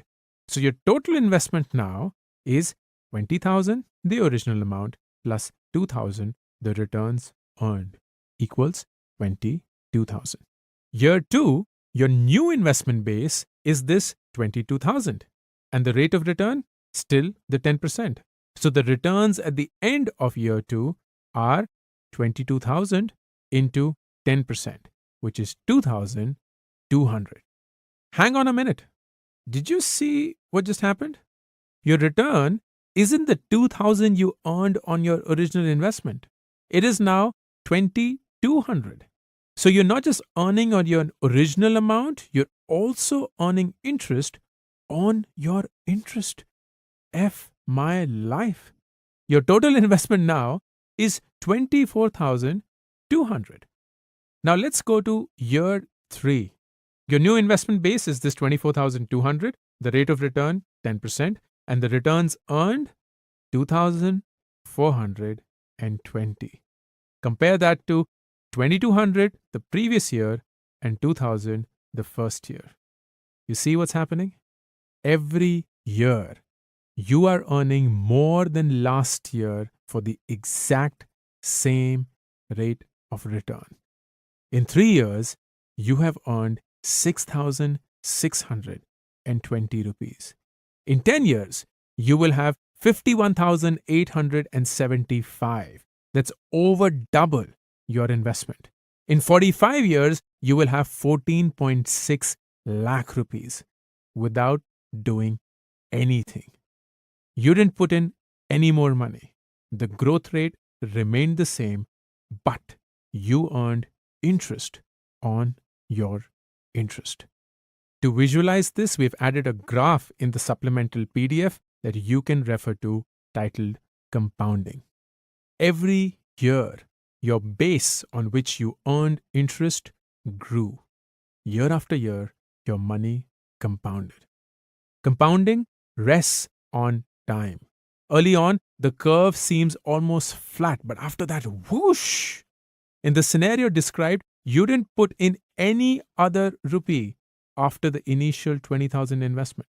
You still doubled your investment in 10 years. Imagine how quickly you can take advantage of compounding if you keep contributing to your investment monthly or even annually. Allow compounding to happen. It takes time, decades. For the longest time, it will seem like nothing is happening, but it is happening. As Albert Einstein apparently has mentioned, compound interest is the 8th wonder of the world. He who understands it earns it. All we need is time. Start early. Picture this. You and your friend, both 25, same job and same 6 lakh rupee per year salary.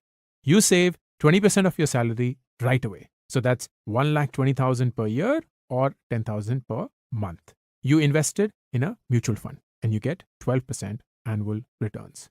And then you meet your friend when both of you are 45. You're sitting on, guess how much? A cool 1 crore rupees. Yes, that is a cool crore, my friend. Really. Beautiful, beautiful compounding. Your friend had a different journey though. He laughed at you for investing 20% of your salary in your 20s. That's the age to enjoy and live life, baby. So that's what he did. Spend his money on things, trying to impress people. And then at 35, he decided to beat you at your own game. At that point, both of you were earning 12 lakhs per annum. And he says, I'm not going to invest just 20%. I'm going to invest 30% of my income. That is 3.6 lakhs per year or 30,000 rupees per month. 3 times your monthly investment. So he meets you at 45 and he has 70 lakh rupees. 70% of what you have with 3 times your monthly investment. He invested more, but he started later. So he ended up with less. Your 20s may seem like the worst time to invest. Your bank balance, not where you thought it should be. Education loans, random expenses, they just keep coming. Feels like you're always short. Instead, your 20s are actually the best time to start investing. Absolute prime time. Every good investor is about that edge. You don't need to be the next wolf of Wall Street. You don't need super stock picking powers or secret skills because you have the ultimate cheat code, time. That's your VIP pass, your greatest asset. Start. Let your money compound. We also need returns with minimal risk. We love returns. Every time we invest, we picture the potential gains. Yet, with every potential reward, there's an inherent risk. The new crypto that's all over your feed, it could soar or crash tonight. That trending stock could skyrocket or tank. That cutting edge startup, huge potential, but could stall before taking off. Risks cannot be eliminated, but they can be managed. Lower risk typically means lower returns. Think FDs, low risk, but returns barely beat inflation. Higher risk could mean higher returns or higher losses. Think crypto, potentially high gains, potentially huge losses. It's a casino. Your risk tolerance influences how you invest. High risk tolerance could mean you could overreach, and low risk tolerance could mean missed opportunities. Super low risk tolerance could mean you don't want to invest at all. Finding that balance is the sweet spot. Maximum rewards for a chosen risk level. Enter asset allocation. Asset allocation spreads investments across different asset classes, or put simply, different things to invest in to balance risk and return. Different assets perform differently at various times. If an asset is doing poorly, another might be doing well. By investing across multiple asset classes, we shield against unexpected losses in any one asset class, and we tap into higher growth opportunities than if we invested in just one asset class. An optimal portfolio tries to give you that balance. It maximizes returns for a set risk or minimizes risk for desired returns. Let's try and understand the various asset classes, starting with low risk. The first one, my parents say, invest in fixed deposits. The bottom line is fixed deposits as a protection tool work really well. As an investment tool, think beyond FDs. Please. We click and swipe for everything: to read, learn, buy, travel, eat, even to find love. Still, somehow with money, we're super traditional. We love fixed deposits. We imagine our hard-earned money stored in an iron vault in the bank down the road, guarded by top security. No harm can ever come to it. Feels super safe, risk-free. Is your money secure? Quite likely. Is it growing? Let's see. Consider this. FD returns are currently 6%. Invest 100 rupees in an FD, get 106 at the end of the year.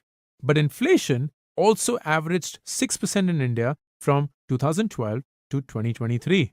What costs 100 rupees today will cost 106 in a year, which means your actual returns after adjusting for inflation are zero. Zero. Add taxes that you will have to pay on the interest earned off your FD, and your actual returns are negative. If you're keen on an FD anyway, use an FD as a protection tool. Think a place to park your emergency funds rather than an investment tool to grow your funds. Check that the bank waives off the penalty fee in case of early withdrawals for emergencies. If you already have an FD, I knew it. Use it to get an FD-linked credit card. Start building a good credit score. Make the FD work for you. How to invest in an FD? Buy from a bank, preferably a nationalized one. Fixed deposits, where your money enjoys a steady relationship with interest and they never break up. The second low-risk asset class. The government tells me PF and NPS. Bottom line, EPF, which is the Employee Provident Fund, and PPF, which is the Public Provident Fund, the government's dynamic duo to set you up for the future. EPF is for the salaried, PPF is for everyone. You're salaried and need to choose between EPF and PPF? Consider EPF. Top up with NPS or the National Pension Scheme for that market edge. Flashback. Ever dreamt of a government job? Guaranteed pension equals happy retirement. These schemes are the alt route to a happy retirement for the private sector peeps, the self-employed and unemployed. NPS, PPF, and EPF. Here's what they have in common. Government established, sweet tax benefits, and they play the long game. They're not your impulse buy funds. Instead, think future goals and retirement money. Let's start with Employee Provident Fund, EPF. This is a long-term savings scheme for salaried folks. You pitch in part of your salary, your employer matches it, and voila! Into the EPF it goes. For companies with greater than 20 employees, this isn't a choice. EPF is mandatory. Here's a simplified version of an EPF calculation. Assume that your basic salary is 20,000 rupees. 12% of that basic salary will be your contribution to the EPF, which is 2,400. Same amount will come from the employer, which is 2,400. So your EPF investment will become 4,800. We've added an image in the supplemental PDF for you to understand this better. The EPF deduction is a function of your monthly salary. If your salary is less than 15,000 rupees a month, then the EPF deduction is 12% of basic salary. If your salary is greater than 15,000 per month, then you have two options. Option 1, invest 12% of 15,000, which is the minimum investment amount, and that's 1,800 a month. Or option 2, where you invest 12% of your monthly basic salary, and I'll ask you to consider this option. The future you will thank you. Why bother to invest in an EPF? Forces you to invest regularly, consistently, and that makes wealth building easy. It's as risk-free as any investment can be. Guaranteed returns, approximately 8.15% return as of financial year 2023-24, and potential tax benefits if you're filing under the old regime. What about EPF withdrawal? Currently working? Nope, you can't change the EPF stash. After 2 months of resigning, you can withdraw all the money from your PF account. If you've worked for less than 5 years, there is a TDS deducted at the rate of 10% on the EPF balance if the amount is above 50,000. There are exceptions for specific cases if your employment ends due to ill health or your employer's business shuts down or withdrawal reasons are beyond your control. If you've worked for greater than 5 years, there are no taxes. Are you switching jobs? Then you can transfer that EPF from the old company to the new. Let's say you've worked for 3 companies over the past 7 years. If you're withdrawing it after 5 years, you still don't pay tax. Doesn't matter whether you're working with employer 1, 2, or 3. How to invest in EPF through and with your employer. Now let's try and understand the Public Provident Fund or the PPF. It's designed for those not clocking in a salaried 9 to 5. Think less than 20 member startups, freelancers, or even those chilling post-retirement. All Indians are welcome unless you're an NRI. Because it's so non-discriminatory, returns are less than those of EPF. If you do have a choice between EPF and PPF, consider opting for EPF. How does it work? You open an account via a bank's website or by going to a bank branch or post office. And every year, a minimum of 500 and a maximum of 1.5 lakh can be invested in PPF. You can invest annually or quarterly. Why bother investing in PPF? Number 1, potential tax benefits if you're filing under the old regime. Number 2, a good low-risk option for your portfolio, definitely better returns than most FDs. Number 3, guaranteed returns, 7.1% for FY 2023-24, adjusted annually by the government. And number 4, loan option. You can borrow against your PPF between the 3rd and 6th year. How does the withdrawal of PPF work? PPF has a 15-year term. Extensions are possible in 5-year blocks. It permits partial withdrawals from year 7. Emergency withdrawals are specific to certain limits and time periods. How to invest in PPFs? Open your PPF account in a bank or post office, online or offline. Now let's talk about the National Pension Scheme. This is a government-backed pension scheme open to all Indian citizens between the ages of 18 and 70. Includes NRIs. It's a retirement-oriented savings scheme. Unlike EPF and PPF, NPS is a market-linked product. Your money is invested in a mix of equity, government debt, corporate debt, and alternative assets. Think of it as a mixed mutual fund where part of your money is invested in debt and part of it in equity. How does it work? You register via the eNPS online platform. Minimum initial contribution to invest is 500 rupees and the minimum investment is 6,000 per year. Why bother investing in NPS? Number 1, additional source of avenue to save money for a retirement income. And number 2, you have a say in how your money will be invested. Lets you choose the distribution between equity funds, government securities fund, fixed income instruments, and other government securities. And number 3, potential tax benefits under the old regime and the new regime. NPS offers Tier 1 and Tier 2 accounts. Tier 1 is the principal NPS account for building a retirement fund. Your money is locked in till the age of 60. Potential tax exemptions under both the old and the new tax regime. You will get the maturity amount on retirement, which is when you're 60, and 60% of it will come as a lump sum. This is not taxable. The remaining 40% will come every month like a monthly salary. It's taxable as per your income tax slab. The Tier 2 is a voluntary savings account. It's an add-on to the Tier 1 account. No lock-in period. Its main value is to offer flexibility in withdrawals and exit. No tax deductions. Corpus is taxed on exit. How to invest in NPS? Through the eNPS website. Investing in PF or in NPS is like planting a money tree that only blossoms after retirement. The more you nurture it now, the more shade it will provide later. The third low-risk asset, grandparents say gold.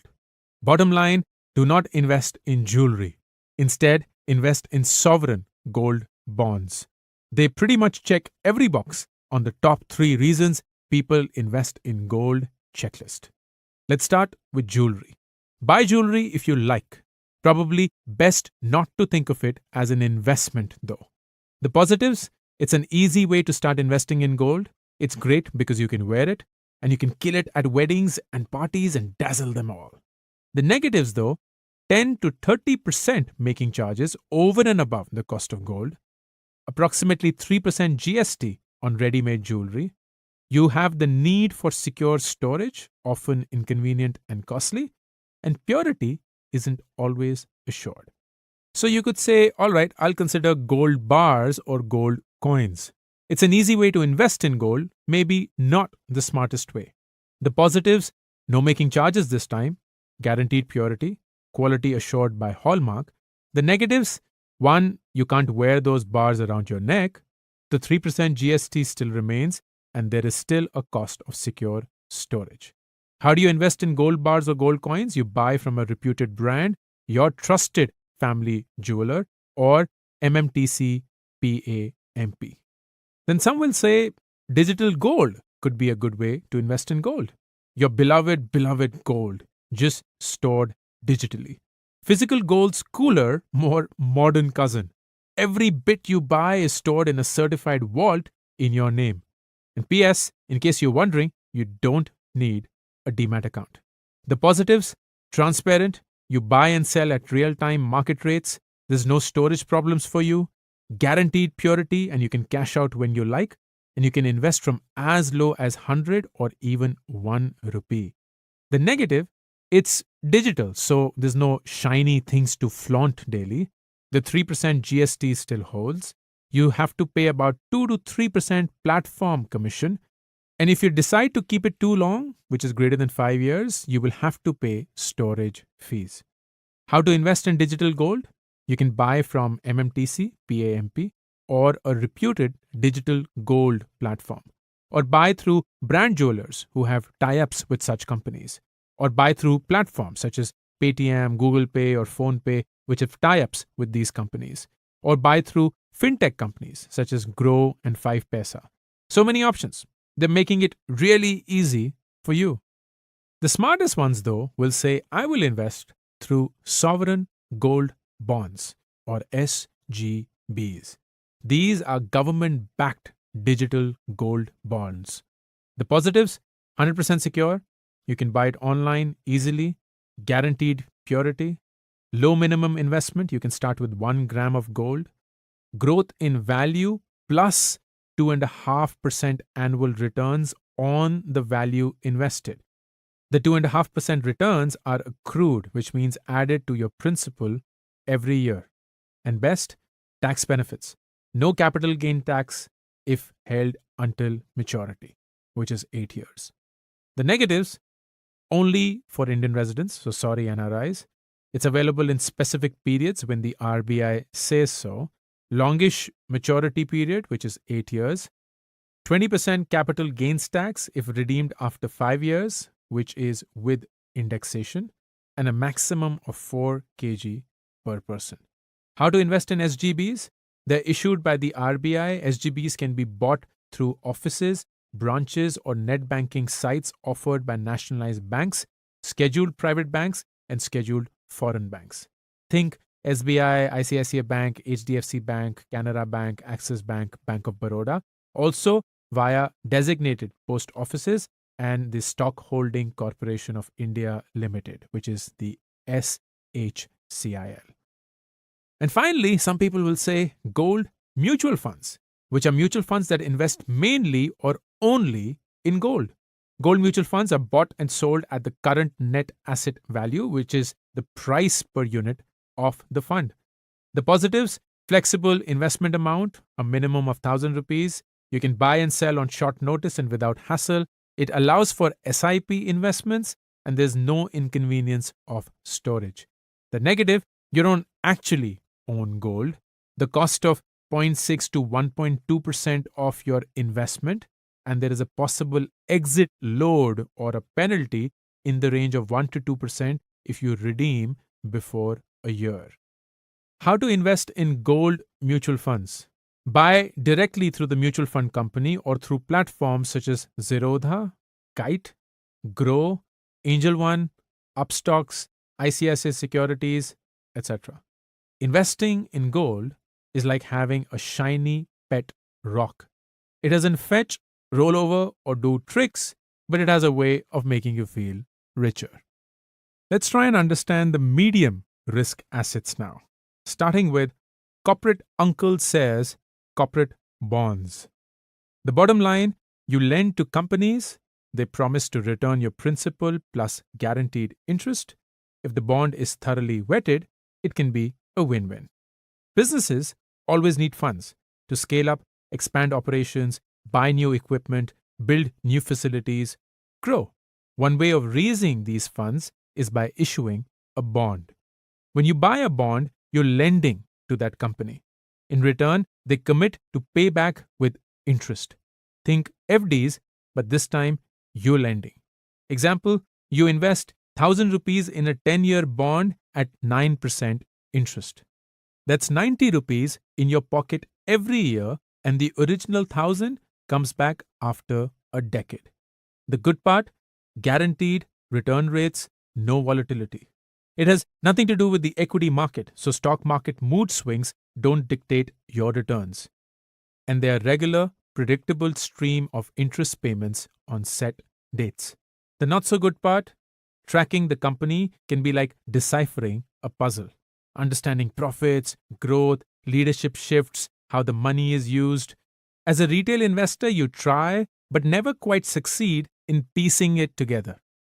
And defaults are real. Sometimes the company may not be in a position to repay in a timely manner or repay at all. That's 100% of your money gone. This default risk makes the company's creditworthiness, its ability to meet its debt obligations on time, an important concern for bondholders.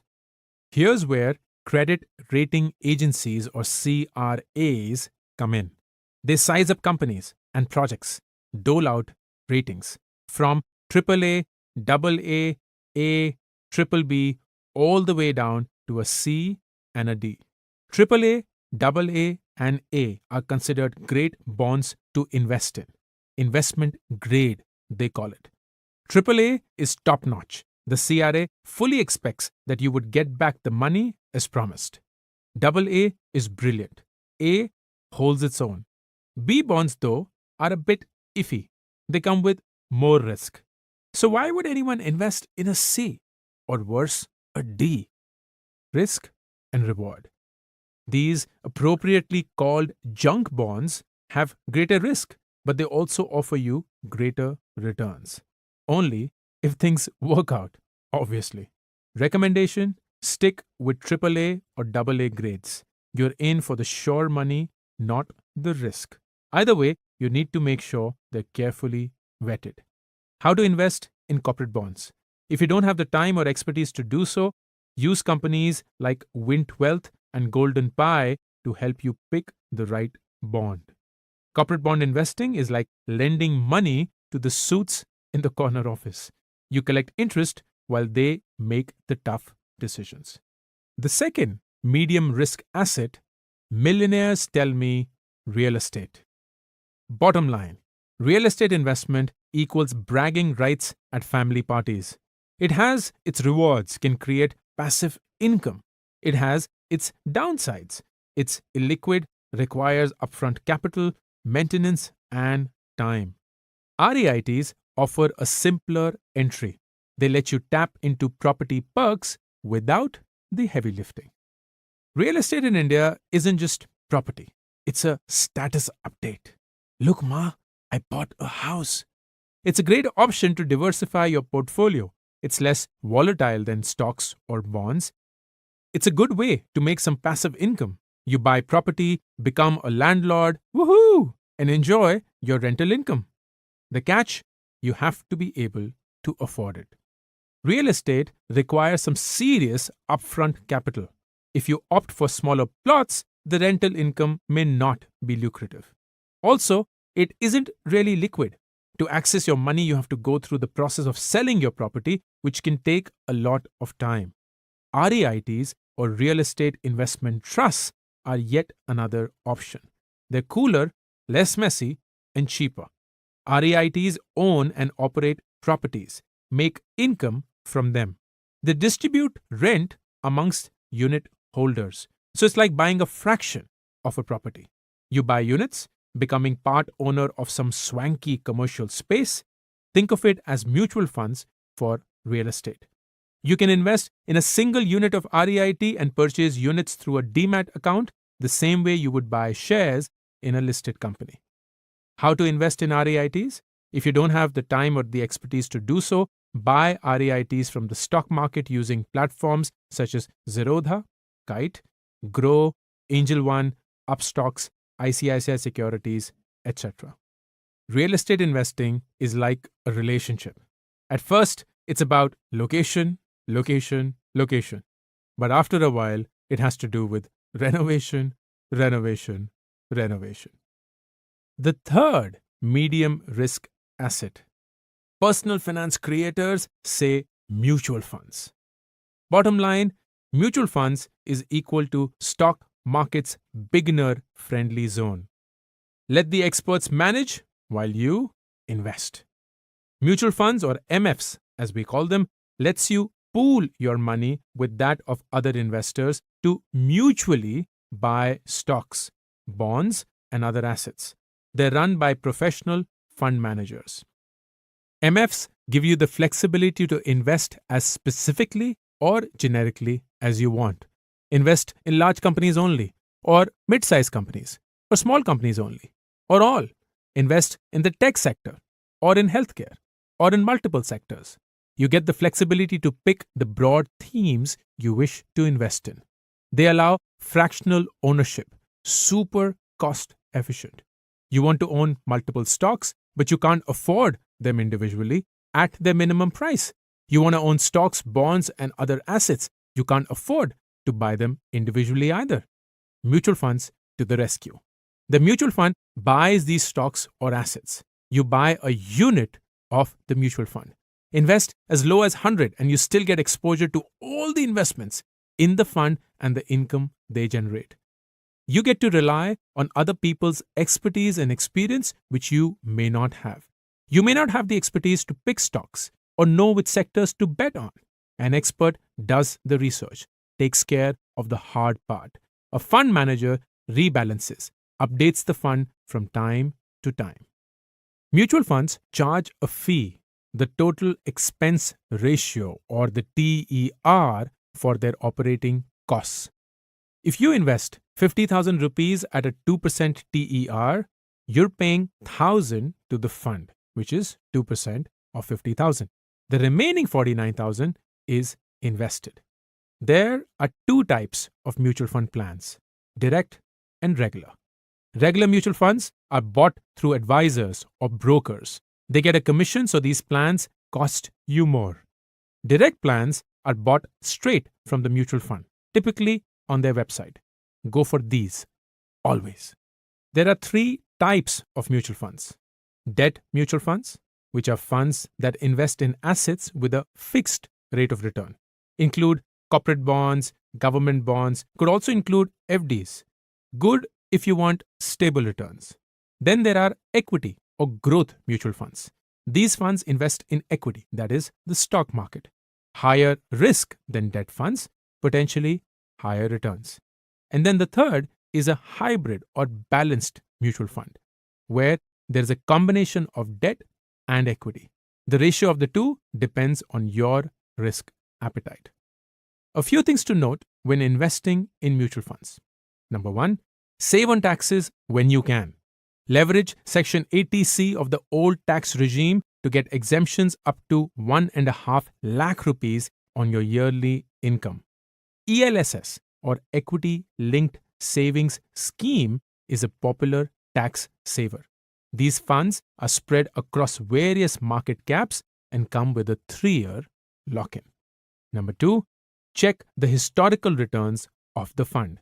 Review fund performance across different time periods. Assess fund performance across market phases. But past success doesn't promise future results. You can look this up online on sites like moneycontrol.com or etmoney.com. Third, compare fund performance with a benchmark. For example, a large cap fund can be compared with a broad-based benchmark index like Nifty 50. It should ideally be doing better than the benchmark. Yes, that was a no-brainer. Number 4, look at the size of the fund or assets under management, also called AUM. AUM simply means the total pooled in money from investors such as us. I'd recommend funds with AUM of minimum 1,000 crores. Number 5, check the expense ratio. For index mutual funds, the expense ratio should not be more than 0.5%. For others, 0.5 to 1% is acceptable. Above 1.5% is considered high. And finally, number 6, check for exit load. This is a penalty you have to pay if you redeem early. Ideally, there should be no exit load. Exit load for 1 year is acceptable. You wouldn't want to sell before that as it is. Above 1 year is considered high. How to invest in mutual funds? Directly through the asset management company, offline or through their websites and apps, or through platforms like, you know the drill, Zerodha, Coin, Grow, Angel One, Upstocks, ICICI Securities, etc. Mutual funds are the only place where you can have a diverse group of assets working for you without the drama of office politics. Now let's talk about high risk investment assets, starting with Uncle Sayers stock market trading. The bottom line: trading requires deep insights, time, and involvement. It's not for beginners or busy peeps. Definitely not for the faint hearted. Investing and trading? Often used interchangeably. Not the same thing though. Trading is, well, just that, trading. You buy, you sell. You're in today, out today. Traders watch the short term price changes of stocks. They bet on market rises and dips, try to make money on short term price movements. It's about timing, it's about trends. Buy low, sell high. Aim to maximize returns daily, monthly, or quarterly. It's a high risk trading game for high returns. Investing in the stock market is quite different. You buy the shares of a company or several companies that you believe will grow. You now own the stocks, also called delivery. You own part of the company. As a shareholder, you're invested in the company and its growth. How to trade in stocks? Trade in stocks from brokerages such as Zerodha, Kite, Grow, Angel One, Upstocks, ICICI Securities, etc. Stock trading is like a Balaji soap opera. There's drama, excitement, betrayal, and frequent heartbreaks, but you can't resist tuning in every day. The second high-risk investment asset. Tech bros tell me crypto. Bottom line, invest in a cryptocurrency if you believe in its long-term prospects. Be willing to absorb large price swings and potential losses. Crypto's buzzing, and not just on X or Twitter. Its allure is undeniable. It is challenging traditional finance. It's the maverick questioning the norm, plus the dream of big wins. Like with everything speculative, this hope is addictive. But here's the thing with crypto: it's also risky. Prices swing, and they swing big. You can check it 5 times a day, and the prices can vary wildly. One day you see a 10% jump, the next day it might plummet just as much. Even big players like Bitcoin and Ethereum have ridden this roller coaster. Cryptocurrencies can be launched by anyone. That's their beauty. That's also their danger. Lack of regulation means no safety nets in case of scams or big losses.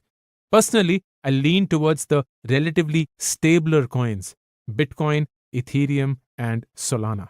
But do your own research before diving into any crypto investment. Invest only if you're willing to play the long game, like with all other investments. Be ready to absorb large price swings. There's no room for knee-jerk reactions here. FOMO buys and panic sells? Bad strategies. Always. And always keep this asset class to 5% or less of your portfolio. How to invest in crypto? Look at options like WazirX, CoinSwitch, or Binance to buy crypto. Investing in crypto is like having a pet rock that can fetch a Lamborghini one day and then turn into a paperweight the next. So many assets. I'm confused. Everyone's confused. Don't you worry. Here's a good rule to start with. Consider the 100x rule for asset allocation. Subtract your age, which is X, from 100. The result is the percentage you should ideally invest in equity. Say you're 25, so 100 minus 25 is invest 75% in equities. The other 25%, put it in the low risk assets such as sovereign gold bonds or EPF, PPF. However, this rule is too generic and will not always work. I share a more detailed approach based on your age and income in the chapter titled "And Manage My Money Well." Exception to the rule: don't invest money you need in the short term into equity or hard to sell assets. For instance, if you need money for a course in 6 to 8 months, keep that money in liquid assets. Number 2, pick your assets as per your risk profile and the returns you're looking for. Younger people typically have a long term horizon and can afford to take some risk. It's a personal decision, though. You need to gauge your comfort with risk and the accompanying returns. You can use the rule of 72 to understand how long it will take to double your investment. The rule states that 72 divided by the rate of return of your investment is the approximate number of years taken to double your money. For example, if your portfolio gives you 12% returns, then you expect your money to double in 6 years, which is 72 divided by 12. If your portfolio gives you 15% returns, then you expect your money to double in about 4.8 years, which is 72 divided by 15. If the portfolio gives you 18% returns, then you expect your money to double in about 4 years, which is 72 divided by 18. Use this rule for individual assets too. For example, if you invest in an FD with 6% rate of return, your money will double in 12 years. If you invest in a mutual fund with 10% return, your money will double in about 7.2 years. If you invest in crypto with no typical rate of return, you don't know when it will double. It may double tomorrow or go to zero. And the third thing, diversify. Then double down on what is working. Spread your bets, not just one asset. Love gold? We all do. Still, doesn't mean we put everything there. Partial to tech? Nice, but spread beyond it. Work in healthcare? Super, but you alone can't influence the outcome of the whole sector, unfortunately. Diversify within assets too. Once you're in it, and only when you understand it, double down on what is working. Over-diversification may not yield supernormal returns. Owning more of what is working may. And finally, number 4, remember, you're playing for the long term. If the market goes up and down, does this mean you do not invest? No. It means you need to have a long-term horizon to investing. You can either think of investing as a quick fling, you are in when it's good, you're out when it's bad, or you can think of it as a committed relationship. You give it time, you ride out the cycles, stick with it through the highs and lows. Kind of the difference between Tinder and Shadi.com, perhaps? Whether you are a free spirit or all about commitment with finances, play the long game. Crucial reminder. The most important cost in investing to watch out for is the psychological one. No investment is worth it if it gives you returns while taking away your sleep. On the other hand, no investment is worth it if it just sleeps while you do all the work. So how to begin investing? What's the mechanics of it all? Investing is a good thing. We all hopefully get this by now. Starting off can be pretty confusing though. First, the basics. You start with save, invest, repeat. The 50-30-20 budgeting rule is a good place to start. 50% of your monthly income for your needs, which is EMI, rent, food, utilities, bills. 30% for your wants, phone, car, gadgets, vacation, and 20% straight to investments. You then build your safety net. Build your emergency fund. Invest in health insurance and life insurance. Then you save all possible taxes. You can and should invest in assets that cut your taxable income. ELSS, EPF, PPF, NPS, your insurance premiums all fall under ATC deductions up to 1.5 lakh per year. Make these investments. Next, open a demat account to start investing in equity. A demat account works like an electronic bank for your investments. Stocks, mutual funds, bonds, ETFs. Example, if you buy company shares, it's entered in electronic form in your demat account. It's mandatory to have a demat account for equity investing. Choose from platforms such as Zerodha, Grow, 5paisa, Upstocks, etc. to open your demat account. Plenty of options to choose from. You'll need a PAN card and an Aadhaar card to get started, along with a few other documents that serve as your ID proof and address proof, and carry your bank details. Next, SIPs. Invest regularly to smooth out market volatility. Systematic investment plans, or SIPs, are not schemes or investment products in themselves. Think of them as EMIs, just that instead of paying a bank, you're paying yourself. Sweet. An SIP is a financial ritual. Every month on a set date, money automatically transfers from your account to a chosen mutual fund, making savings feel less heavy on the wallet. SIPs are also great to manage market mood swings. With SIPs, you buy at regular, set intervals at different market prices. You get more units when prices dip and less when they peak. This averages out your investment cost. It's your shield against market mood swings. SIPs also harness the power of compounding. With SIPs, you stay consistent. It's not just that your main account grows, the returns on that amount grow too. Over time, this multiplies your money. You should pick direct over regular SIP plans. Direct plans generally have a lower expense ratio. This translates to higher returns in the long run. If you're already in a regular plan, though, and you want to switch to direct, check for potential exit loads and capital gain tax implications. Pick the right platform for your SIP. There are numerous platforms that exist: Coin, Grow, ICICI Securities, Angel Broking, Upstocks. Each come with unique features and offerings.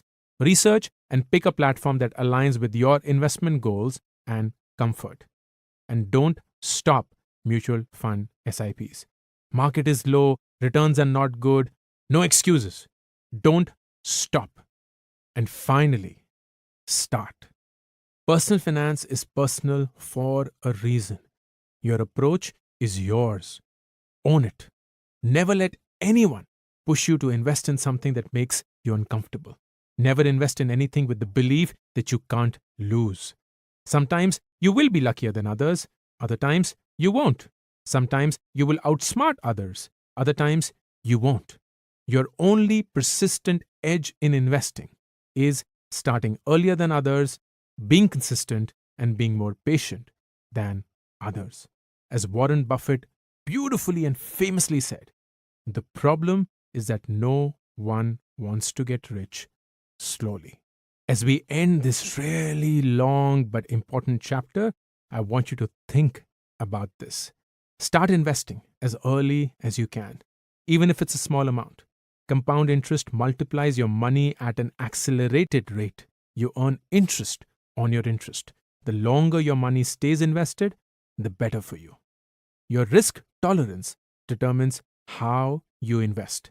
Assets with low risk typically give you lower returns. Assets with higher risk could give you higher returns, but also higher losses. The wise ones balance risk. How do you balance risk? Asset allocation. You invest across different assets with different risks. What's a good rule to manage risk? The 100x rule. If X is your age, then invest X% in fixed income, which is lower risk, and 100 minus X% in equities, which is higher risk. Use the rule of 72 to understand how long it will take to double your investment. The rule states 72 divided by the rate of return of your investment is approximately the number of years taken to double your money. And remember, you're playing for the long term. Before we go to the next chapter, I want you to do this. Open a demat account to start investing in equity. Pick a reliable brokerage or bank to open a demat account and dive into equity investments. You can do this online through platforms such as Zerodha, Grow, 5paisa, or Upstocks. You decide your asset allocation strategy. Decide how much you will invest in equity. The 100x rule is a good start. Within equity, decide how much risk you're willing to take. How much in large cap mutual funds? How much in mid cap mutual funds? How much in small cap mutual funds? Within fixed income or safer assets, decide how will you split it among different assets. Example, EPF, NPS, gold, bonds, etc. Automate your investments. Create a separate account to park your savings to invest. Set up auto transfers from your salary account to your investment accounts. And finally, start systematic investment plans or SIPs. They're great to balance out market volatility. Chapter 7. And manage my money well. Most people overestimate what they can do in a year, and they massively underestimate what they can accomplish in a decade or two. The fact is, you are not a manager of circumstance. You are the architect of your life's experience. A quote by Tony Robbins. The job I got after graduating post my MBA from the Indian School of Business paid me a lot of money. So I spent it to show that I had a lot of money. Bought a car, upgraded the house, bought appliances, got a credit card. In my 20s, I had a rich mindset, all about spending, all about flexing, living for the present. Now at 40, I wish I had the wealthy mindset, planned for the future while still living life, built and grown wealth consistently for financial security, for financial independence. Our money decisions today determine the quality of our lives tomorrow. Money provides us with opportunities. It drives our ambitions. It fuels our dreams. It gives us freedom. It gives us comfort. Money isn't just currency, it's a lifeline. But here's what's strange. For something so crucial, we don't have a game plan. Most of us are just going with the flow, winging it as we go along. In our 20s, we're all about the carefree life, my rules, and all of that. Then the 30s come around. Adulting crashes the party with bills and grown-up stuff. We hit the 40s, 50s. Retirement isn't too far off. Kids start talking about college fees. You need a new laptop? The kids want one too. We don't feel as healthy as we used to, but we are making those ends meet, hanging in there. Still, there's a nagging feeling. We wish we'd planned better.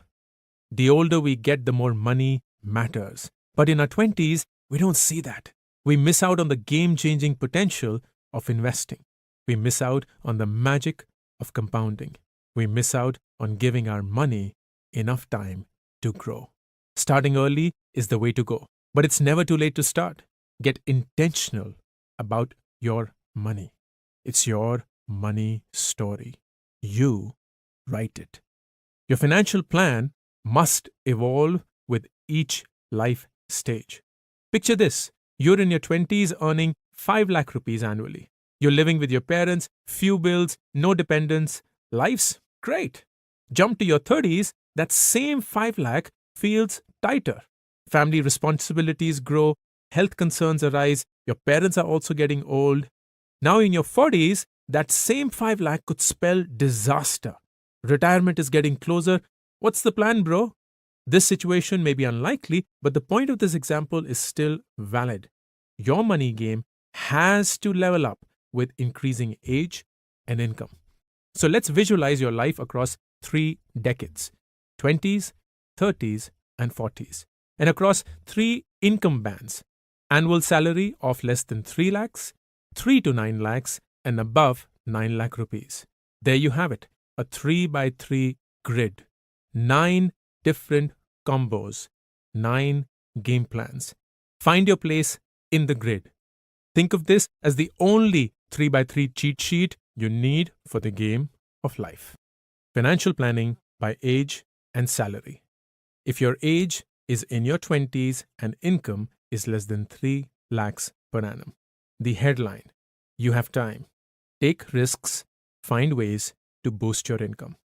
First, financial protection. Emergency fund, build for 3 months. Health insurance for your parents, they need it. You can be without one right now. Life insurance can wait till your 30s or till your income exceeds 9 lakhs annually. Don't spend more than 20% on your desires. At this income, you can't afford to spend more than 20% of your monthly salary after tax, my friend, on things you desire. Find ways to increase your income. Upskilling is a great way to do this. Study further. Start and complete online courses. Take up odd jobs. Earn more money. Look for other active or passive income opportunities. Share about this in detail in the chapter titled Now I Really Want to Earn Some Money. Invest at least 30% of your income. Time is your biggest asset. That's what you're going to leverage. Most of your portfolio should go into the stock market to maximize the power of compounding and get yourself higher returns. A small portion will go towards fixed return assets for safety. It will provide you with a steady interest. Skip assets like gold, real estate, and crypto till you increase your income. Here's a potential investment plan for the amount you invest. 25% to fixed return assets, which are FDs, EPF, PPF, debt mutual funds. 75% to mutual funds. Within that, 40% in the Nifty 50 mutual funds SIP, 30% in mid-cap mutual funds SIP, and 30% in small-cap mutual funds SIP. Avoid all credit cards and loans. They just invite overspending, which you can't handle at this income level. Next, if you are in your 20s and your income is between 3 to 9 lakh rupees per annum, the headline, you have time. Take risks, live large, but keep that spending in check. First, financial protection. Emergency fund built for 6 months. Health insurance for yourself and your parents. It can be combined if you're single. Life insurance, get life insurance coverage at 20 times your salary with the ability to increase it later. Don't spend more than 25% on your desires. You're young, a steady income is rolling in. It's easy to get carried away. Don't be. Stay within 25% of your monthly after-tax earnings. Before you spend, ask yourself, do I really want it? You have time. Use it to grow your investments. The stock market will be your best friend to maximize the power of compounding and get yourself higher returns. Go big on small cap and mid cap mutual funds. Risky? Sure, but you can afford the risk. Time is your cushion. Think of them as calculated risks. Balance it out with stable fixed return investments. With a fixed interest, they provide a safety net. Diversify. Try gold, real estate, REITs, perhaps even crypto. Real estate needs a hefty upfront sum. REITs, just 500 and you're in. Crypto's volatile. Pick it up only if you understand it and if you believe in its long-term potential, not because others are doing it. Here's a potential investment plan for the amount you invest. 20% in fixed return assets, FD, EPF, PPF, debt mutual funds. 75% in mutual funds. Within that, 30% in the Nifty 50 mutual funds SIP, 40% in mid-cap mutual funds SIP, 30% in small-cap mutual funds SIP. 5% could be to gold or real estate or to crypto. A credit card is okay. Do not get one with an annual fee, get a free one. If it's hard to get, consider a FD-backed one. It uses the money in your FD to give you a credit limit. A credit card helps build a good credit score. Don't forget to pay your bills in full and on time though. Taking a loan is okay, but only for education or a car. Education can be an investment in your future, hopefully leading to better jobs and income. A car can save on commuting costs. Plus, acing your loans builds a solid credit history. Only take on what you can pay back easily. Definitely no personal loans. Now let's look at 20s and your income being above 9 lakhs per annum. Headline, you have time and money. Live your best life and keep investing smartly. First, financial protection. Emergency fund built for 12 months in your case.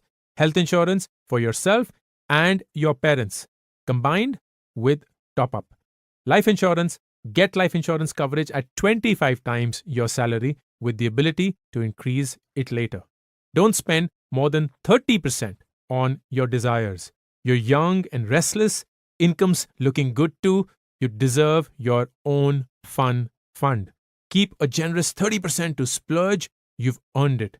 But remember, it's easy to overspend when things are good. Invest consistently.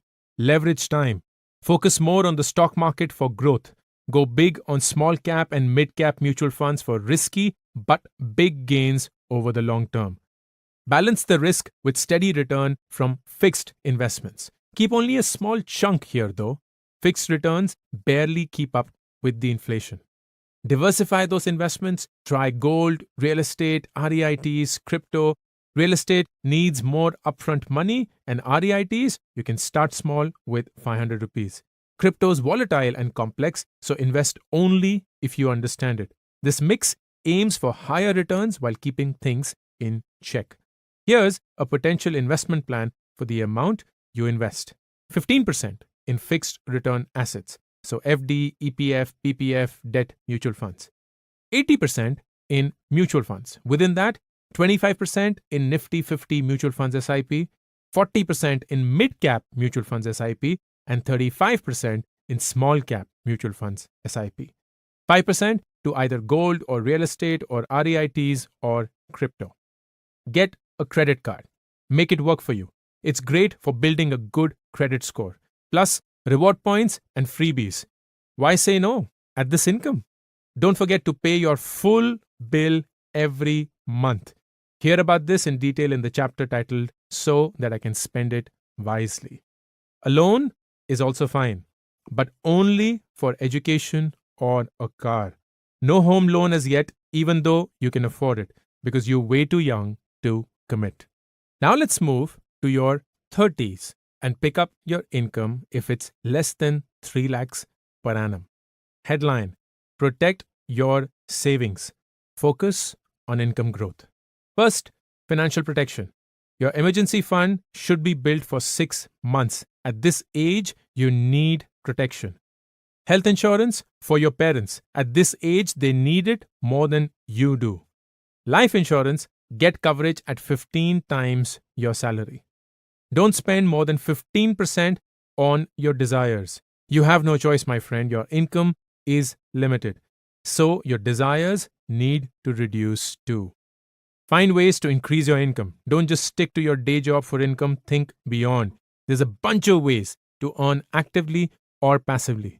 Take your skills and talent to the next level by freelancing or consulting. Beef up your skills with online courses.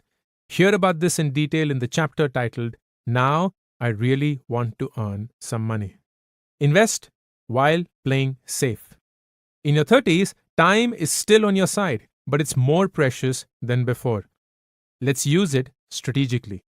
Focus the core of your investing on the stock market. Let compounding work its magic. Keep a large share in fixed assets. They offer stability and lower portfolio risk. Give assets like gold, real estate, and crypto a miss. We don't have the income for that right now. Here's a potential investment plan for the amount you invest. 30% goes in fixed return assets, FD, EPF, PPF, debt mutual funds.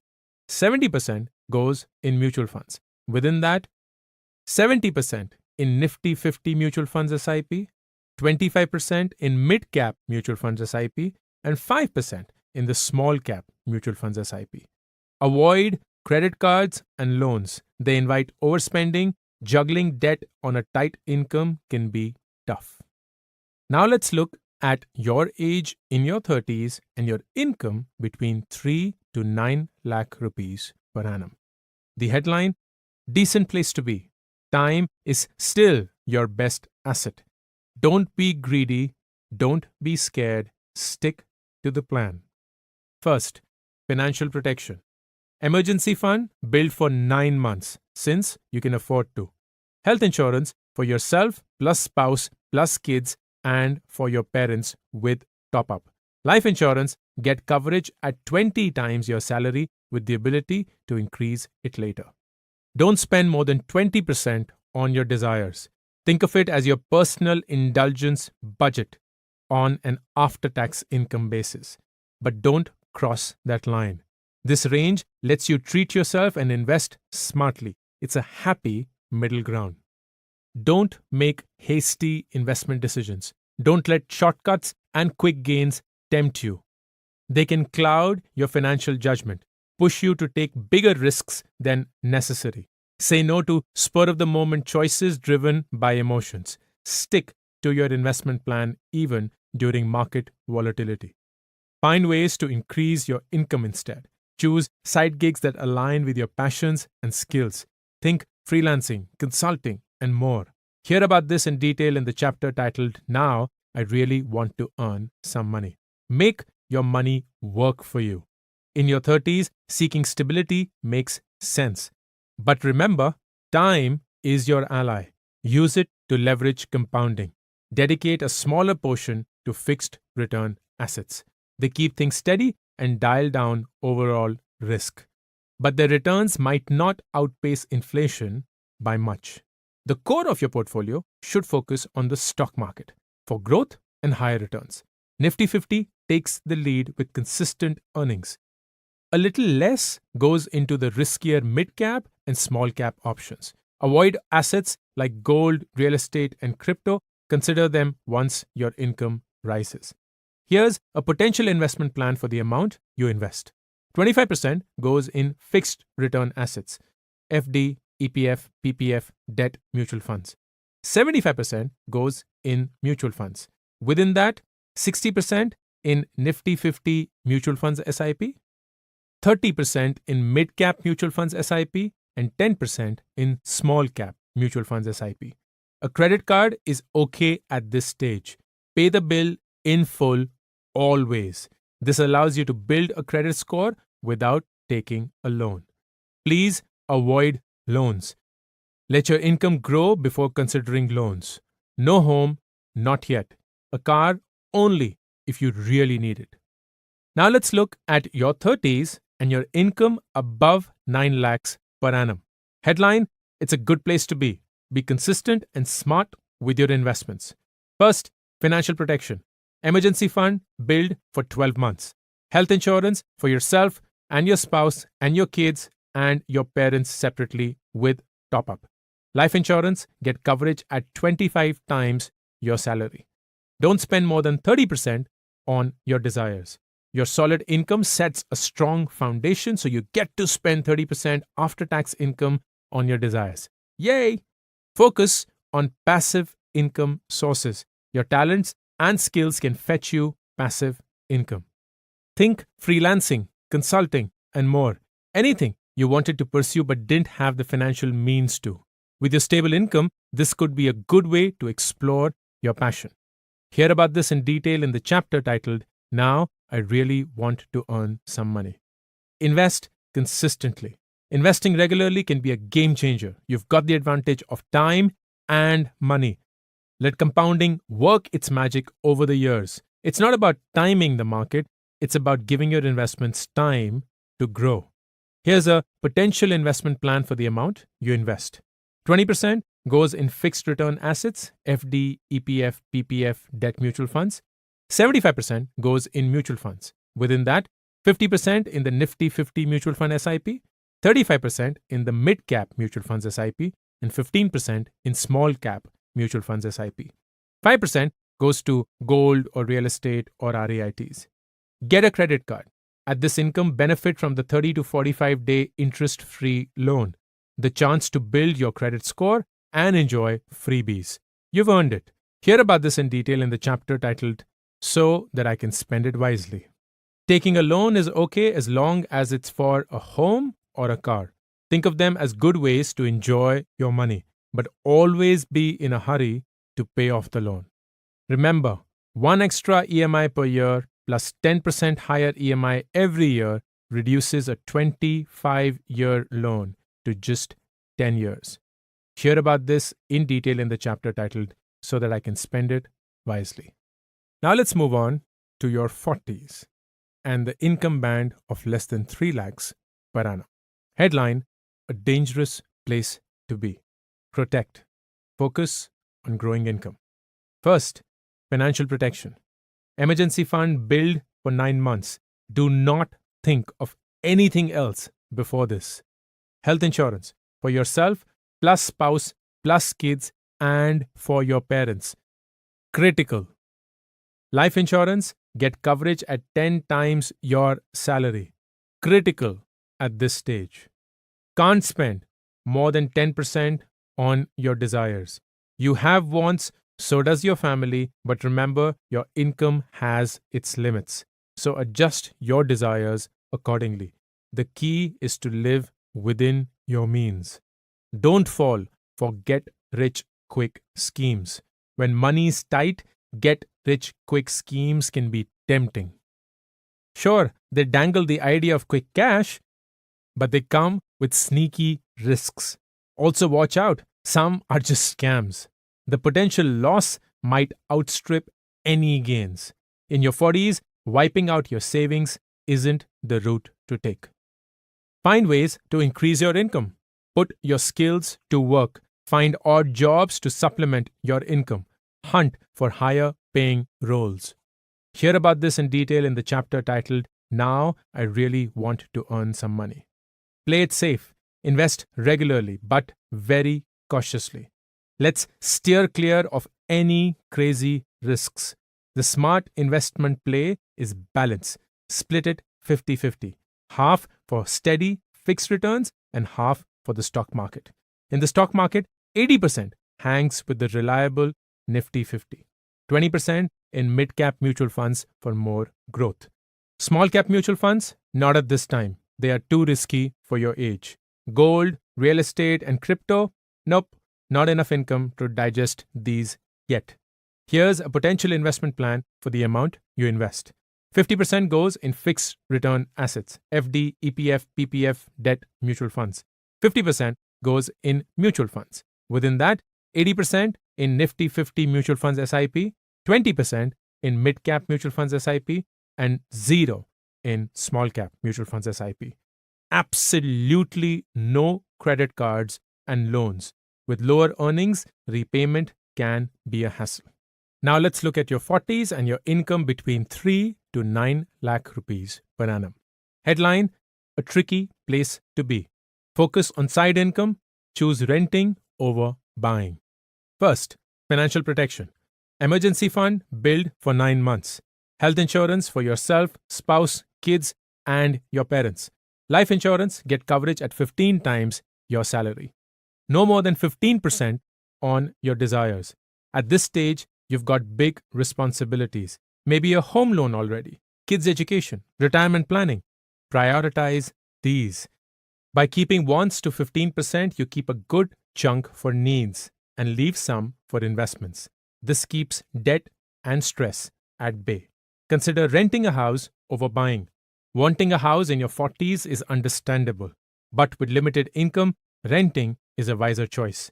You don't want more money going out. Loan interest, taxes, maintenance of your home. Renting lets you save for different things, investments, assets. Avoids tying up a big part of your funds. Gives you flexibility for other opportunities. Hear about this in detail in the chapter titled, So That I Can Spend It Wisely. Find ways to increase your income. Put your expertise to work. Try consulting, freelancing, or side gigs. Focus on upskilling to get higher paying roles. Reach out to your connections for job referrals, new opportunities. Hear about this in detail in the chapter titled, Now I Really Want to Earn Some Money. Continue investing. Yes, even at this age. In your 40s, your responsibilities take center stage. Avoid the extremes. No ultra safe or super risky moves. With a steady income, try a 40-60 split. 40% in steady fixed returns, the rest in the stock market. Fixed returns suit your age and income, the stable anchor in your portfolio. In the variable realm, it's 75% in the Nifty 50 for dependability and add 25% in mid-cap mutual funds for extra gains. Small-cap mutual funds, real estate, and crypto, I'd suggest you skip them, too risky. Here's a potential investment plan for the amount you invest. 40% goes in fixed return assets, FD, EPF, PPF, debt mutual funds. 60% goes in mutual funds. Within that, 75% in Nifty 50 mutual funds SIP, 25% in mid-cap mutual funds SIP, and 0 in small-cap mutual funds SIP. Avoid credit cards and loans. They can lead to unnecessary debt and financial stress, neither of which you need right now. And finally, let's look at your age in your 40s and your income above 9 lakhs per annum. Headline: a safe place to be. Protect yourself, invest consistently. First, financial protection. Emergency fund, build for 12 months. Health insurance for yourself, plus your spouse, plus kids, and for your parents with top up. Life insurance, get coverage at 20 to 25 times your salary. Don't spend more than 25 to 30% on your desires. When you're in a good financial space, splurging can be tempting. But don't forget the golden 25% rule. Buy only stuff you really want. Otherwise, you'll end up with the things you will regret having bought, and with less money. Keep the focus on needs, protection, and future goals. Focus on consistent investing. You are not late. Start investing if you haven't already. You still have time. You certainly have money. Make that money work for you. Your investment strategy? Let's take some calculated risks with your strong income. Around 30% in fixed returns, the rest in the stock market. Fixed returns maintain stability. Among the variables, 70% goes to the more stable Nifty 50. Allocate 30% to mid-cap mutual funds for that growth push. But for now, small-cap mutual funds take a backseat, a tad too risky. No real estate and crypto either. Here's a potential investment plan for the amount you invest. 30% goes in fixed return assets, which is FD, EPF, PPF, debt mutual funds. 70% goes in mutual funds. Within that, 70% in Nifty 50 mutual funds SIP, 30% in mid-cap mutual funds SIP, 0 in small-cap mutual funds SIP. Get a credit card. Use it wisely, within your limits. Pay the bill in full and on time. Enjoy the freebies. Build that credit score. Hear about this in detail in the chapter titled So That I Can Spend It Wisely. A home loan at this stage is okay. It's a chance to invest in a valuable asset, your own home, and get tax benefits. As retirement nears, it also offers stability. With a solid income, managing repayments is also easier. In the end, your financial path is shaped by your age and your income, along with what you want in life and your responsibilities. You have the cheat sheet, but you're holding the cards. Only you decide how to play them. As Ram Dass beautifully says, you can do it like it's a great weight on you, or you can do it like it's a part of the dance. As we come to the end of this chapter, I want you to do this. Find out where you are on this 3x3 grid. Make adjustments to your financial plan accordingly. Emergency fund, health insurance, life insurance. What's the max amount for wants? How much to invest in fixed return assets? How much to invest in mutual funds? Large cap, mid cap, small cap. How much to invest in gold, real estate, other assets? Whether you can take credit cards or loans. And figure out where you will be on this grid 5 years from now and how you will have to adjust your financial plan accordingly. In the supplemental PDF, we have provided a very clear summary for each of the decades and each of the income streams. So for your 20s, salary below 3 lakhs, 3 to 9 lakhs, above 9 lakhs. For your 30s and your 40s, the same income band. These tables can be referred to in the supplemental PDF.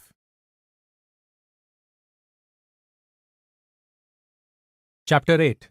I know I'll make mistakes. Nothing in life is to be feared. It's only to be understood. Marie Curie. When I first spoke in public, I was clueless.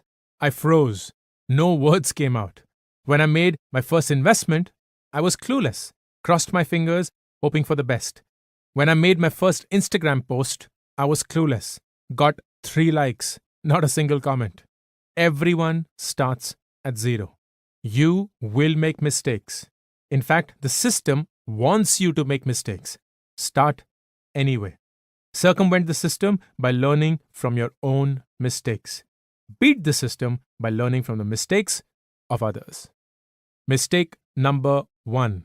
Believing the zero risk lie. Everything in life carries a risk. Dating, work, career, and yes, money. Some risks are obvious, right in front of us. Gambling, investing in crypto, or NFTs. confessing that you like pineapple on pizza, telling your mom the actual price of the gift you got her. But just because something is risky doesn't mean it should not or cannot be done. Risk cannot be eliminated. It can only be understood and managed. When you're young, your ability to take risks is higher, not because you've got it all figured out, because you have time.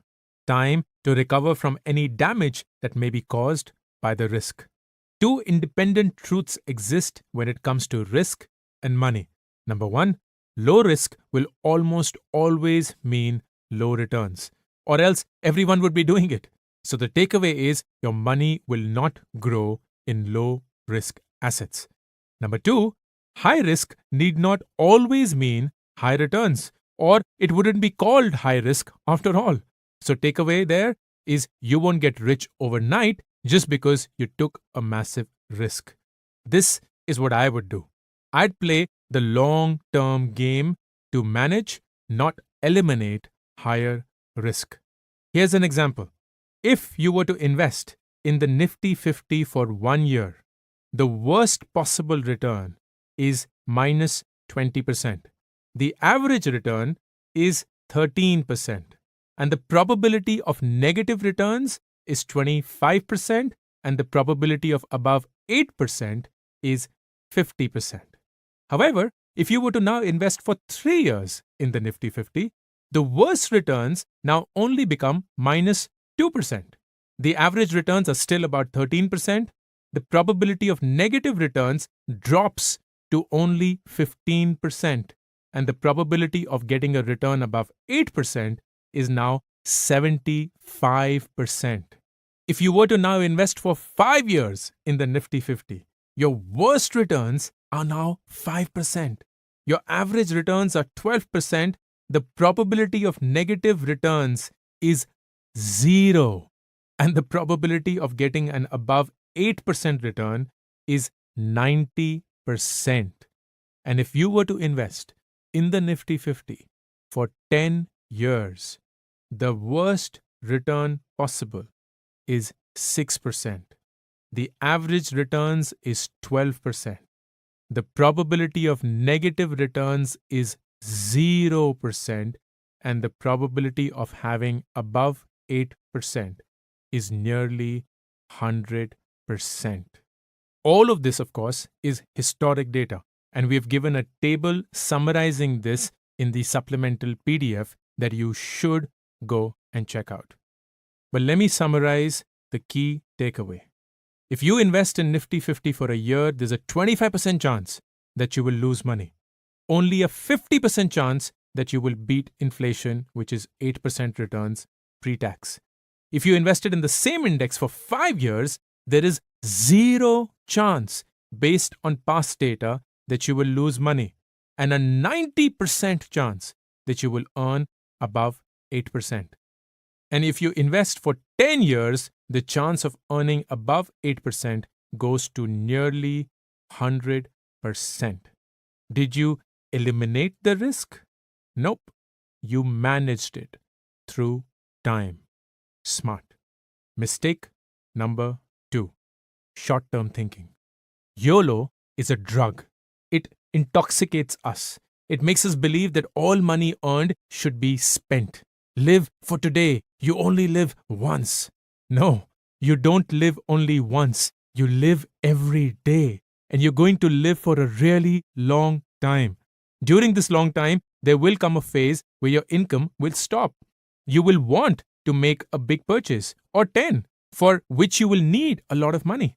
You will have an emergency situation, or 5, where you will need a lot of money. The need for instant gratification, it's costlier than you think. Live well today. Also, live responsibly. Budget. Max 30% of your income for your desires. Minimum 20% for your future. Keep that YOLO meter on, monitor it, do it for yourself and for those who will walk beside you. Mistake number 3. Ignoring inflation. Inflation isn't some abstract concept you read in books. It's real. Picture this. You've saved 1 lakh. Awesome. You keep it snug under your mattress. A year goes by. You still have 1 lakh under that trusty mattress. Yay! That's awesome, no? No. It can't buy the same amount of stuff as it could last year, though. That phone or that vacation, they've become pricier. Blame it on inflation, the silent money eater. It erodes your money's purchasing power, bit by bit.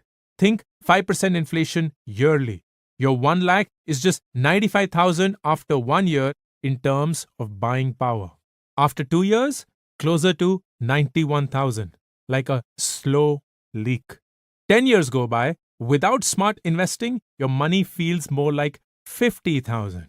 Ouch! When weighing your investment returns, don't just look at the absolute number. Factor in inflation. If your investment earns 5% and inflation is 5%, your real return is 0. Inflation is real and it's relentless. Then there's that thing about reported inflation and your personal inflation, aka lifestyle inflation. The 5% that the government announces, it's quite possible that your expenses are growing faster than that every year. That's because you're not the average spender. You spend on things not everyone spends on. Your unique spending patterns like frequent dining out, latest fashion buys, entertainment, and travels are different from others. For many, the real inflation rate may hover closer to 8 to 9%, which means if you want your money to grow, you have to earn at least 8% post-tax every year.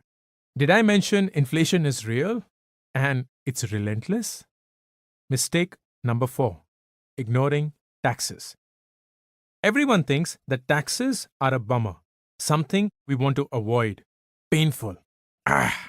Flip the script. They are badges of adulting success, a statement of your financial well-being. You're making money, so you're paying taxes. It's proof of your work. In the supplemental PDF, we've attached 2 QR codes that you can scan to get a complete guide to tax planning. One of the QR codes takes you to the complete guide to tax planning for salaried peeps, and the second QR code takes you to an Excel sheet for tax tips for freelancers. Let's talk about capital gains tax. Capital gain is the profit you make when you sell an equity asset, stocks, mutual funds, ETFs, for higher than its purchased price. Capital gains tax kick in only when you sell. For example, you bought stock for 500, its value is now 600. On paper, your profit is 100. You don't pay tax on this. It's an unrealized gain. Only when you sell this stock, you make a profit of 100. That's realized gain. You pay tax on only realized gain. Types of taxes on realized capital gains. Number 1, short-term capital gain or STCG tax. The duration, if the asset is bought and sold within 1 year. The tax, 15% on the profit. The second type of tax is the long-term capital gain or the LTCG tax. The duration, if the asset is sold after a year of buying it. The tax on this is 10% if your profit is greater than 1 lakh. If your profit is less than 1 lakh, no tax. Finally, taxes are a real thing. Research, save when you can. File your returns every year or get an accountant to do it for you. Mistake number 5, living beyond your means. Swipe, click, buy, repeat. New gadgets? Got it. Super cool sneakers? Bought. Ordering in every night? Why not? Eating out every weekend? Absolutely. Thanks to credit cards and easy-to-get EMIs, we think we have more money than we actually have. We earn 1 rupee but spend 2. Then we want to earn back the money we have lost. So we make more mistakes. Fall for get-rich-quick schemes. Gamble. Do not spend money that you do not have. Mistake number 6. Ego. Ego is like your social media filter, the Insta you versus the raw, unfiltered you. We spend our lives trying to keep our ego happy. What will they think of me? How can I shine brighter? What can I buy that others will want? Take a moment. Track your expenses for a week, just 1 week. How much of it truly sparks joy? And how much is for others? If it's for the world, it's your ego. Leave it at the door. The ego is difficult to tame, but it's exhausting. It's financially draining, and you end up playing someone else's game. Acknowledge the ego. Face it, then rise above it. Stay true to yourself. Stay authentic every single time.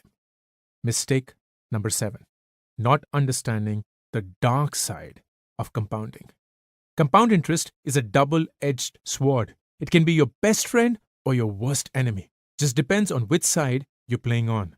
Compounding is great for investments, a nightmare for debt. For those with high interest debt, compounding turns into the evil villain, paying interest on interest. The reason it feels like the outstanding amount on a credit card just never seems to go down. Taking a loan can be a good thing to help build assets like your education, to help you save money, to help refinance high interest loans. Taking loans at high interest rates can be a terrible thing. When you buy things to flash the "I've made it" sign, when you use it to make investments that don't outpace the interest you pay, when you don't have the means to pay it off. Financially smart people take loans, even if they can afford it, to save money. Financially weak people take loans knowing that they can't afford them, to spend money. Mistake number 8. Not understanding that most purchases have a hidden cost. I took a loan to invest in real estate, assuming that the price appreciation would take care of the interest rate I paid. I forgot the hidden fees: registration, the brokerage, the capital gains tax on selling, taxes and inflation. Yep, missed those too. All of which reduced the actual return I made. This isn't just about property. Most things come with hidden costs. Flight tickets, gadgets, cars, investments, sneaky processing fees, charges if you change your mind, subscriptions that auto-renew when you least expect, the so-called convenience fees. Yeah, pretty inconvenient actually. Some fees are negligible, others are not. Before you buy, do your research. Read the fine print. You can't avoid every hidden cost, but at least you know what you're signing up for. Mistake number 9. Relying on one job to build your wealth. One income stream, one salary, all eggs in one basket. We know how that story ends. Job requirements evolve. Industries shift. Your employer determines your value and your salary. One shakeup and you're off track. In a world where change is the only constant, broaden your horizon. Keep your day job, but build income streams beyond it. Invest. Start a business or a side gig. Create intellectual property. Consult or coach. Teach. Freelance. Build a personal brand. Your salary is not enough. Diversify your income, just like your investments. As Robert Kiyosaki in Rich Dad, Poor Dad wonderfully said, "My poor dad said, I can't afford it. My rich dad asked, how can I afford it?" The first one lets you off the hook. The second one forces you to think. Mistake number 10. Not creating a margin of safety. Hope is great. Blind optimism is not. The most important thing is to plan for this one question. What if things don't work out as you think they will? Always have a buffer. Build that emergency fund. Get health insurance. Get life insurance, especially if your family leans on you financially. Hope for the best. Prepare for the unexpected. Mistake number 11. Believing that someone can get wealthy only by taking from someone else. Growing up, I hated money. We didn't have it, so I thought it was the cause of all our problems. I hated rich people as well. Because why do things in half measures? Hate everything and everyone. I thought they were shrewd and corrupt. I believed that someone got rich only by driving someone else to poverty. Wealth was a zero-sum game to me. Today, I realize that my ignorance about wealth drove my emotions. Everybody can create value. Everybody can build wealth. It doesn't have to come at anybody's expense. There can be multiple winners in the game of money, in the game of life. Mistake number 12. Believing that investing is a quick race to riches. Investing is not speculation. Investing is not making money to impress someone. If done right, investing your money can be one of the most fulfilling things you do. If done right, investing is a long-term game to build wealth. The fastest way to become wealthy is to go slow. The earlier you start, the better. The longer your money is invested, the better. Growing up, I saw queues for everything, from milk to phone connections. We had no choice but to be patient, and so we learnt patience. You might not know that world, but teach yourself patience, because life's best rewards take time. Mistake number 13. Not realizing that the system is designed to keep you poor. We've been trying to play the system our whole lives. In reality, the system has been playing us. The system wants you to take loans at high interest rates. It wants you to keep spending on credit cards. It wants you to desire things and buy them on EMIs. It sells desires. It sells aspirations, even if you don't have the capacity to afford them. It sells ideas of success, even if those ideas are not your own. Pay later. Pay the bare minimum. That's how it earns. The system wants you to burn your money in an FD. It offers you interest rate equal to or lower than inflation under the garb of safety. Money that they can then loan you back at higher interest. The system encourages you to have one job, to be dependent on that one income stream so that you can take loans, so that you never leave your job. The system endorses the consumerist society. Buy, flaunt, repeat. This is trending, it tells you, implying, shouldn't you get one too? 844 people bought this, it tells you, implying, can't you afford one too? The system wants you to make impulse buys. The 15% discount will end in 3.22 minutes. It tells you it's super convenient. One click buy and you're done. The system draws battle lines between you and your friends, you and your peers, you and the world. The system makes us want what the other has. As Montesquieu wonderfully said, if you only wish to be happy, this could be easily accomplished. But we wish to be happier than other people. And this is always difficult, for we believe others to be happier than they are. As we end this chapter, I want you to think about this. Perfection isn't the starting line. Action is. You don't need to have perfect knowledge, perfect data, or the perfect income to start your money management journey. You don't need to be perfect either. Make your own mistakes. Learn from the mistakes of others. Refine, rework. It will be a continuous process. Start. Because starting imperfectly is way, way better than not starting at all. And as we end this chapter, I want you to do this. Pause and reflect. Note down, number 1, what are the mistakes you have been making with money? Number 2, what could you have done differently? How? And number 3, how can you do it differently going forward? Chapter 9. As long as I know this. Don't believe everything that you feel. Not every feeling is a fact. Don't believe everything that you think. Not every thought is the truth. I believe that building wealth was about numbers, the amount we earn, then save, then invest, then get as returns. I believed that I was a rational money manager who made data-driven objective decisions.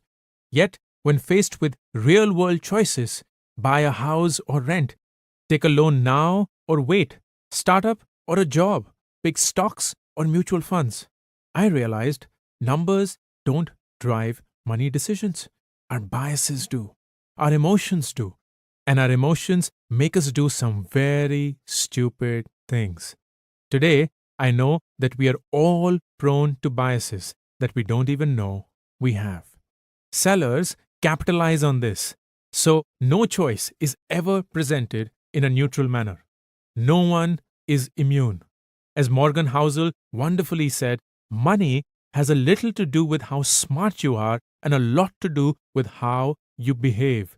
And behavior is hard to teach, even to really smart people.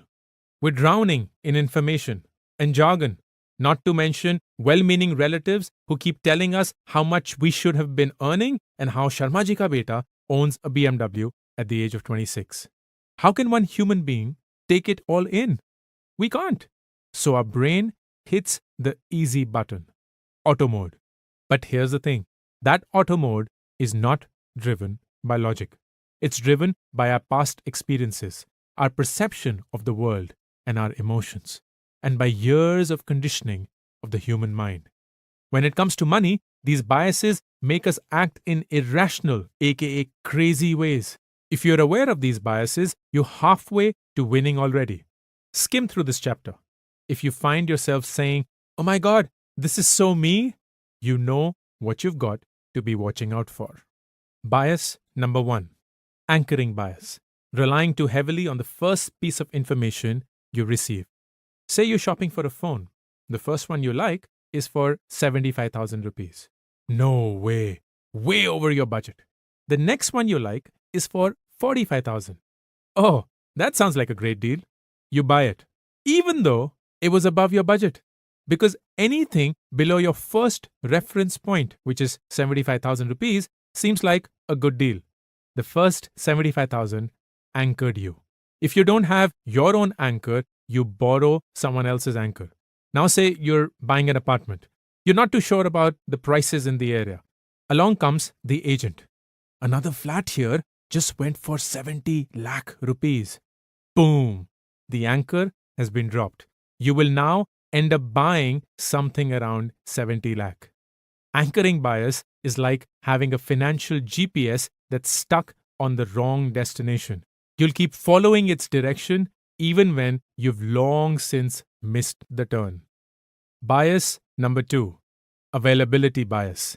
Easily recalled, easily available information gets the VIP treatment from us. Our brains love the freshest, most accessible info, no matter where it comes from. We hear of a colleague who got rich investing in a specific company, we want to jump in. We see headlines on a major stock market dip, it's trending everywhere, we're ready to panic sell, even if long-term trends suggest stability. We hear of a hot new crypto on social media, people posting that they've made lakhs in 3 days. We want to know how to buy in ASAP. We decide based on what is easily available. We decide based on what we remember most. The buzz from cafes, social media, and viral news, those become our financial compass. We don't question the reliability of the information. We prefer wrong information to no information. Anything silent or invisible, we downgrade. It doesn't need to be the truest thing as long as it is the loudest. Fight availability bias. Choose logic over hype. Choose facts over fiction. Every single time. Availability bias is like a Netflix recommendation algorithm for your brain. It keeps suggesting the same old shows or thoughts because they're easy to recall, even if there are better options out there. Bias number 3, loss aversion bias. We care more about avoiding losing 1,000 rupees than we care about winning 1,000 rupees. Sounds strange, but that's how our brains work. We are wired to feel the pain of a loss way more than the happiness from a gain of the same size. This bias makes our money decisions a bit, well, bonkers. It makes us want to avoid losses at all costs. We rather not lose than gain. We'd rather settle for the comfort of low or no returns, FDs anyone, than take smart risks that could help us meet our goals. We hold on to investments that haven't done well for 5 years because that would mean making the loss real. Or we bought an asset and it drops in value, we panic and sell, only to regret when it rises again. Pro tip: sold an asset? Don't keep checking on it. Let it go.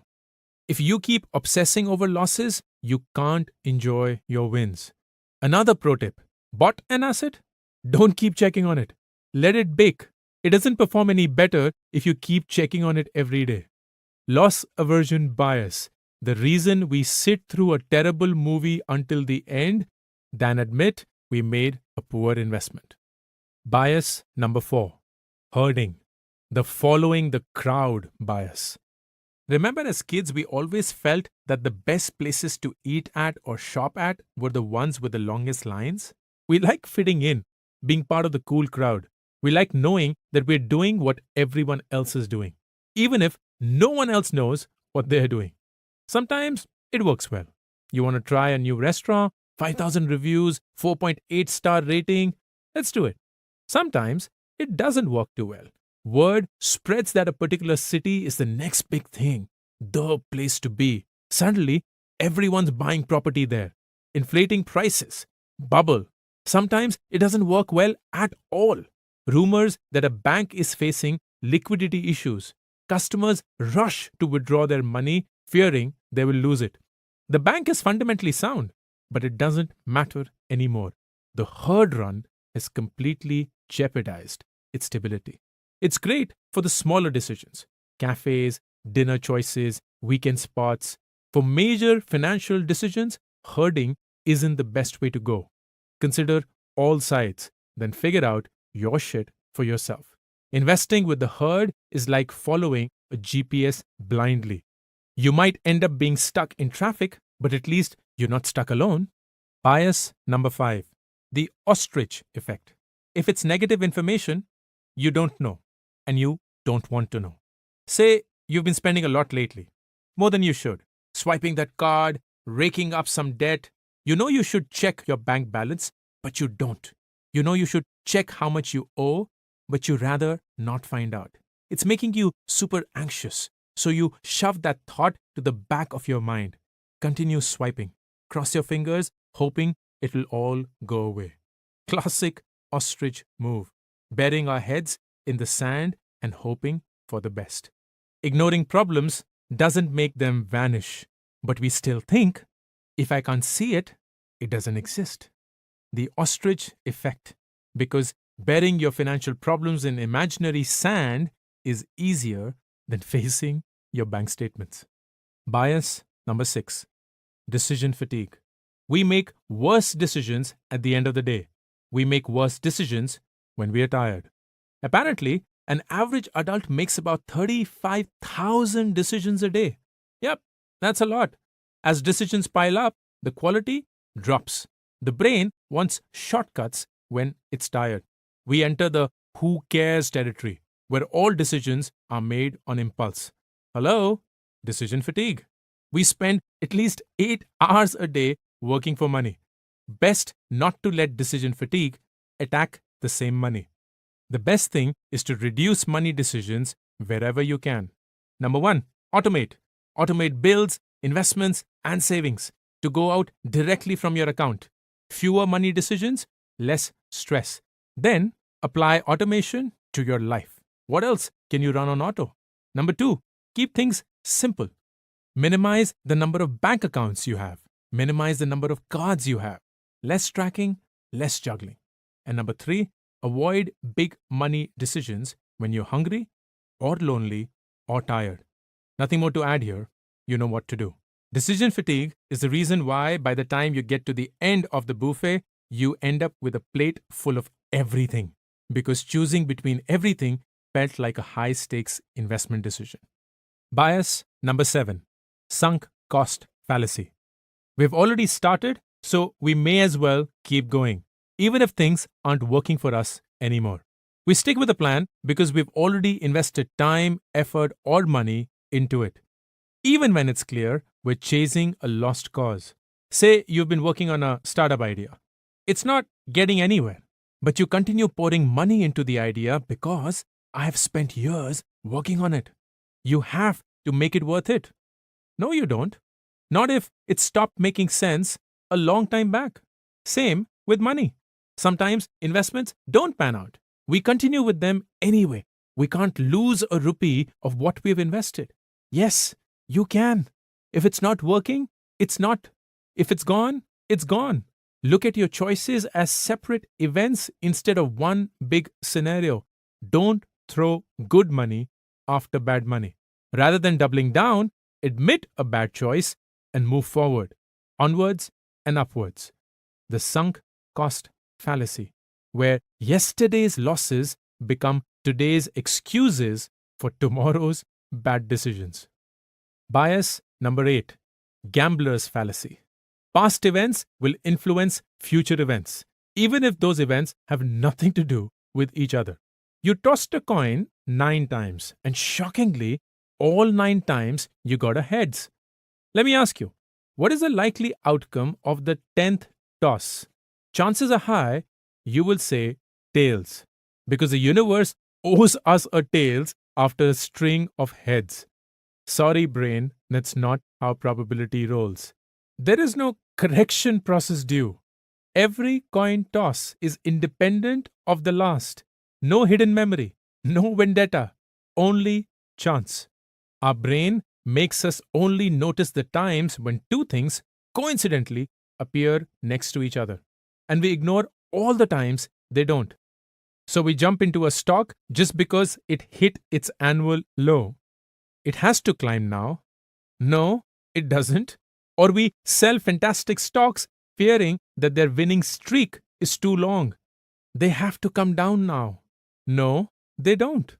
Each event is a beginning, not a continuation of previous events. Lead with logic.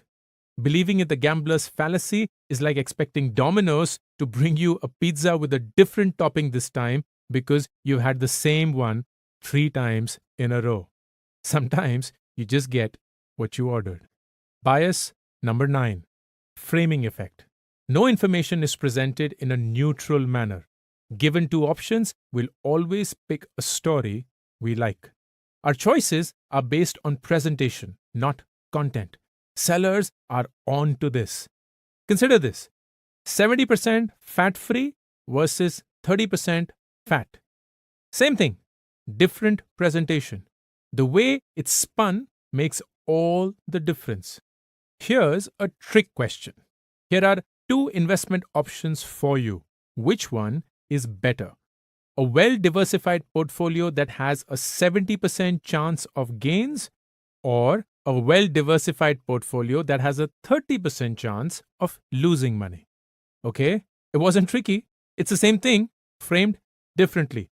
But the first message we like, the second, not so much. Here's another for you to pick from. A mutual fund that has beaten the market benchmark by 5% over the last year, or a mutual fund that has beaten the benchmark by 2% each year over the last 3 years. Most investors would probably pick the first. It shows the highest rate of return over the immediate past year. But in reality, both tell us nothing about the future. Everyone loves a good spin, but watch for the framing. It's the facts that count, not just the pretty parts. The framing effect is like putting a fancy frame around a potato and calling it art. Don't let a pretty picture make you forget you're still dealing with a potato. Bias number 10, mental accounting. Our brains label money like filing stuff in folders. Each label changes how we feel and use that money. Mental accounting is our brain's slightly weird cashier.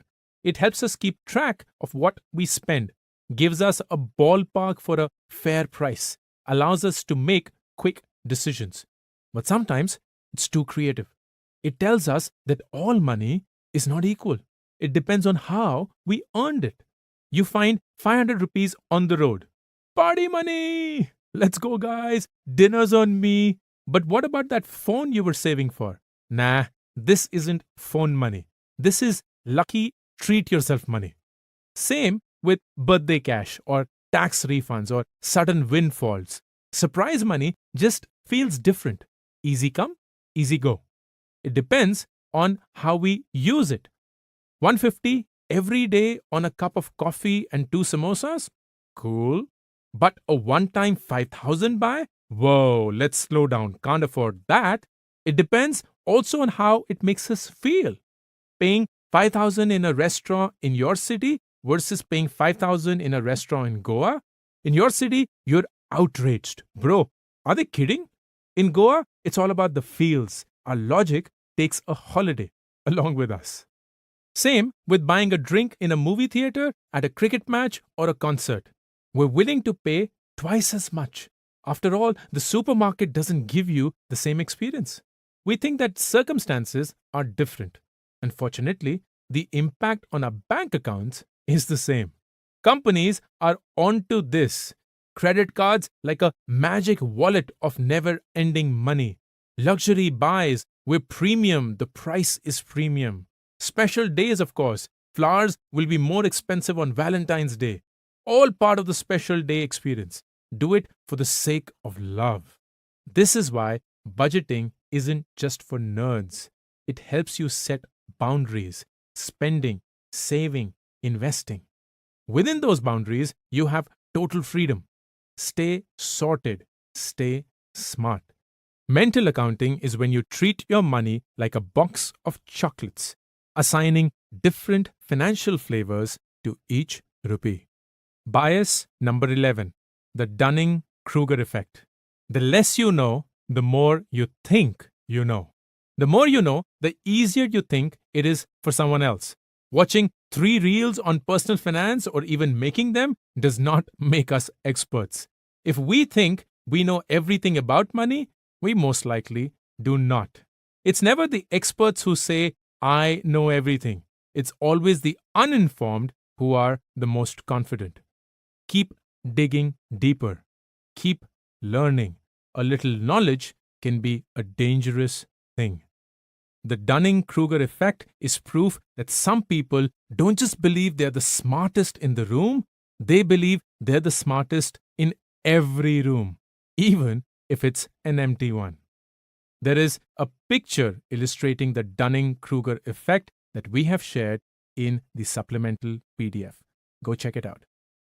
Bias number 12, social comparison bias. You determine your own value based on how you stack up against others. We can't help checking out what others are doing. Your friend's investing in crypto? She's got a new car? Suddenly, your mutual fund seems like crap. Your bike doesn't feel as cool. It's financial FOMO. We're always peeking over the fence thinking our neighbor's grass is greener. Financial advisors love and hate this. It helps them sell products. Love. It also means they spend time convincing clients not to follow the herd. Hate. Remember, your money, your choices. Be you, not someone else. You're amazing anyway. Social comparison bias is the financial equivalent of trying to fit into a pair of tight jeans just because your neighbor wears them. And finally, bias number 13, the I am not biased bias. I thought of all my friends reading about biases.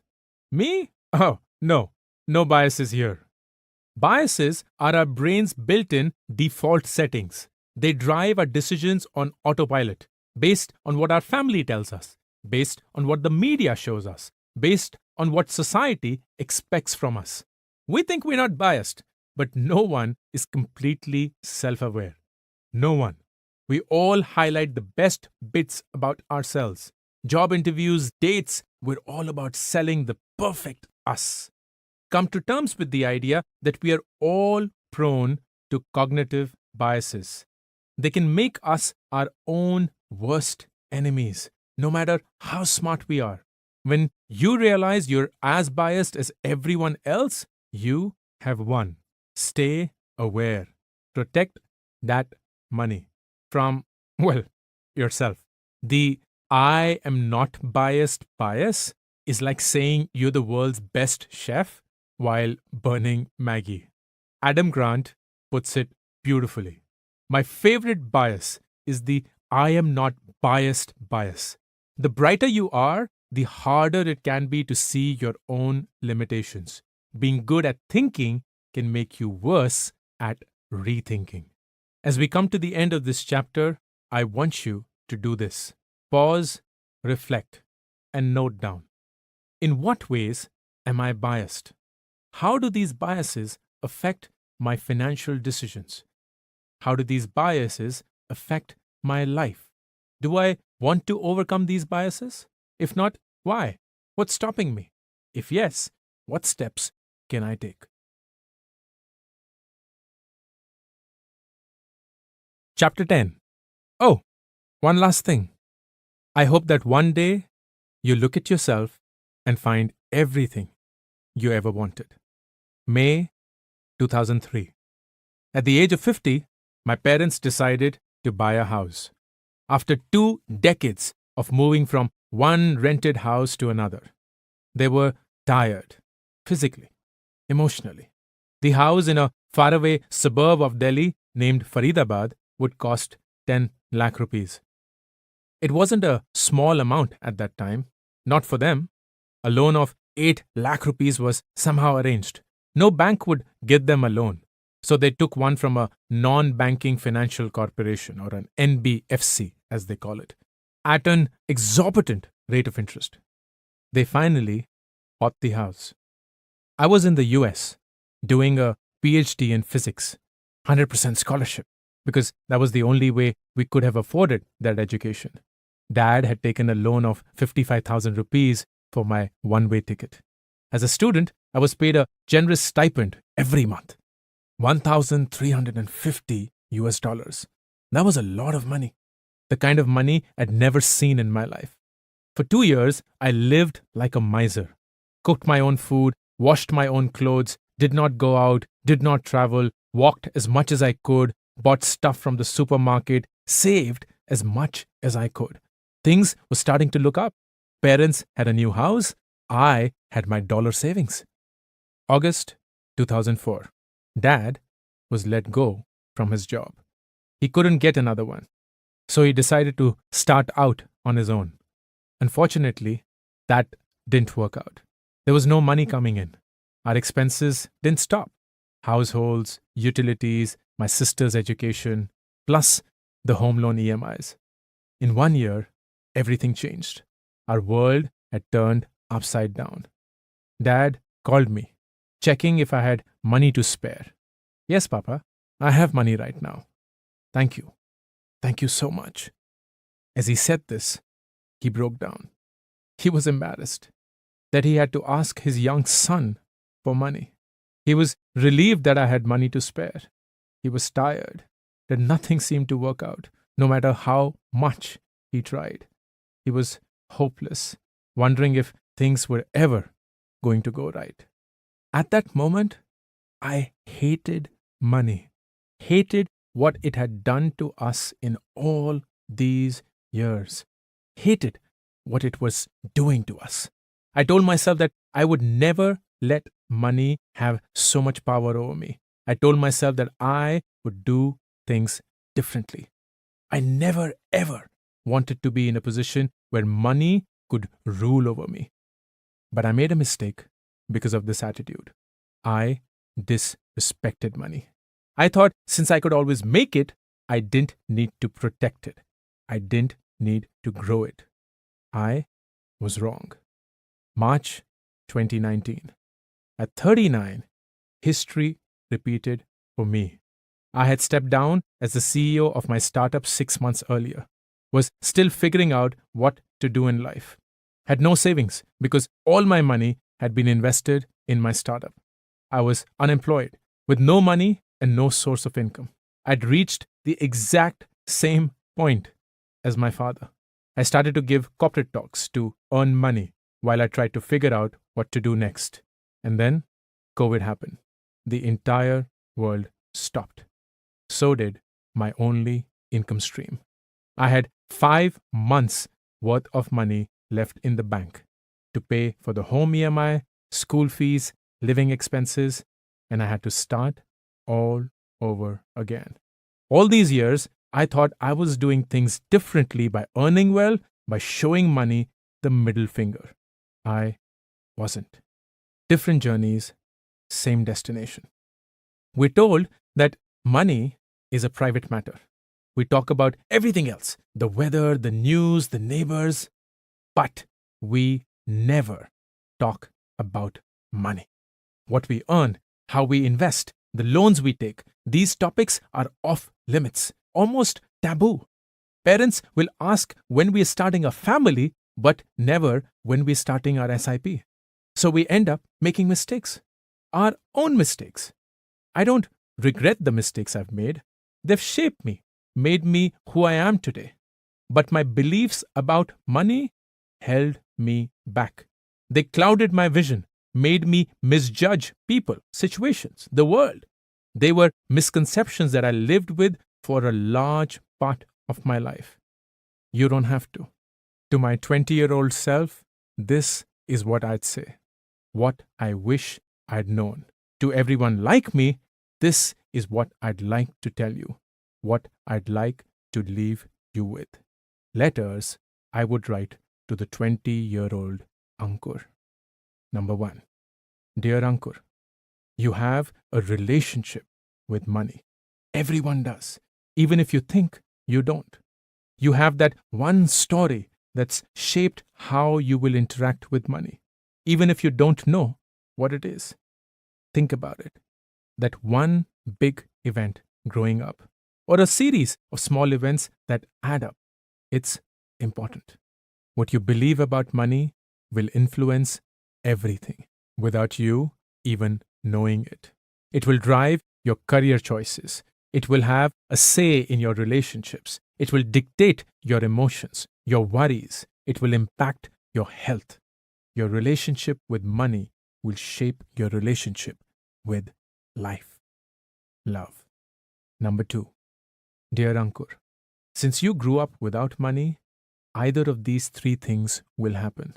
You'll spend your entire life chasing money, or you'll spend your entire life trying to escape money, or you'll spend your entire life going beyond money. Those who chase money see money as a powerful, unattainable thing. Those who escape money see money as a scary thing. Those who go beyond money see money as a beautiful thing. You may not know it today, but the choice, deciding which way to go, is yours. Choose wisely. Love. Number 3. Dear Ankur, the chase for money can be an endless one. The constant running and the stress, the pride in the things you have, the anxiety about the things you don't have, the desire for just one more thing. You'll start believing that money is your end goal. Don't forget that the only thing you actually wanted was happiness. That's the reason you were chasing money in the first place. Love. Number 4. Dear Ankur, money will not change you. It will reveal you. If you are an inherently kind person, money will make you kinder.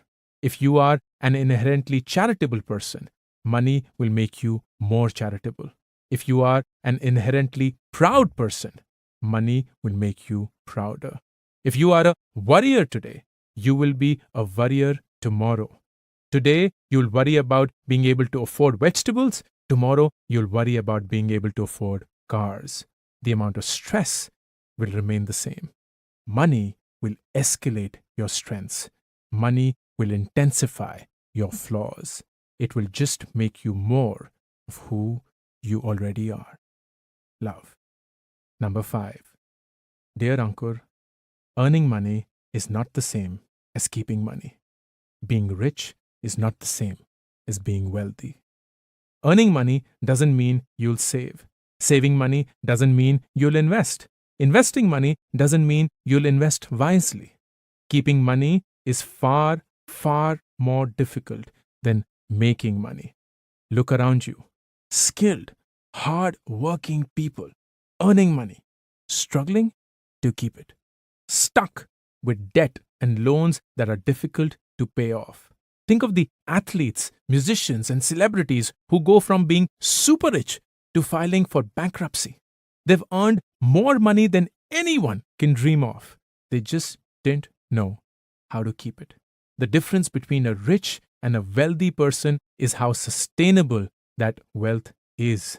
Being rich is equal to things people have that we can see. True wealth is equal to things people have that we can't see. Love. Number 6. Dear Ankur, don't hate money. It's important. It buys you peace of mind. It buys you health. It buys you safety. It buys you comfort. Above all, money will give you courage to start a new business, to quit a bad job, to quit a bad boss, to take a gap year to follow your passion, to walk out of a bad relationship, to move across cities, across countries, to believe in yourself. A lot of things we think require courage actually just require money. Love. Number 7. Dear Ankur, it's okay to wear old clothes, to not upgrade your phone, to buy second-hand items, to live in a simple house. No one expects you to be rich in your 20s. Don't pretend to be. People may expect you to be rich in your 30s. Doesn't matter. Don't pretend to be. People's attention is short-lived. They move on and we wait for another chance to impress. It's a never-ending cycle. In a status-driven rat race, you can never win. There'll always be someone who has bigger, shinier, and more expensive things than you. Spare yourself this. Just know that no one's thinking about you as much as you are. Just like you, they are all too busy thinking about themselves. It's okay to live a simple life. It's okay to live below your means. Use that extra cash to give yourself the best gift, a life where you don't have to worry about money. Love. Number 8. Dear Ankur, money is never more important than your relationships. Money is never more important than love. Work and money will make you think that your relationships can wait. It will tell you that the call to your parents can wait. That saying I love you to your family can wait. That spending time with them can wait. Money will tempt you into thinking this is the time to build a career, make money. Everything else can be postponed. Family and relationships can wait. Don't fall for it. Money matters, but relationships matter more. If you die, your company will put up a job posting in 48 hours. As much as money and your job are important, do not ignore relationships, especially the ones in which you remain irreplaceable. Love. Number 9. Dear Ankur, having less doesn't make you poor. Always wanting more does. A person who makes 3 lakh per year but only needs 2 lakh to be happy is wealthier than the person who makes 10 lakh but needs 20 lakhs to be happy. Hear that again. Love. Number 10. Dear Ankur, today you think you're not wealthy because your parents keep making poor decisions. When you look back at your life, you'll realize that it isn't always your parents' fault. The decisions they take may not always work out. Doesn't mean the decisions they take are wrong. No one knows before taking a decision whether or not it will work out. We only know once we've taken it. Keep this in mind when you're judging others. Keep this in mind when you're judging yourself.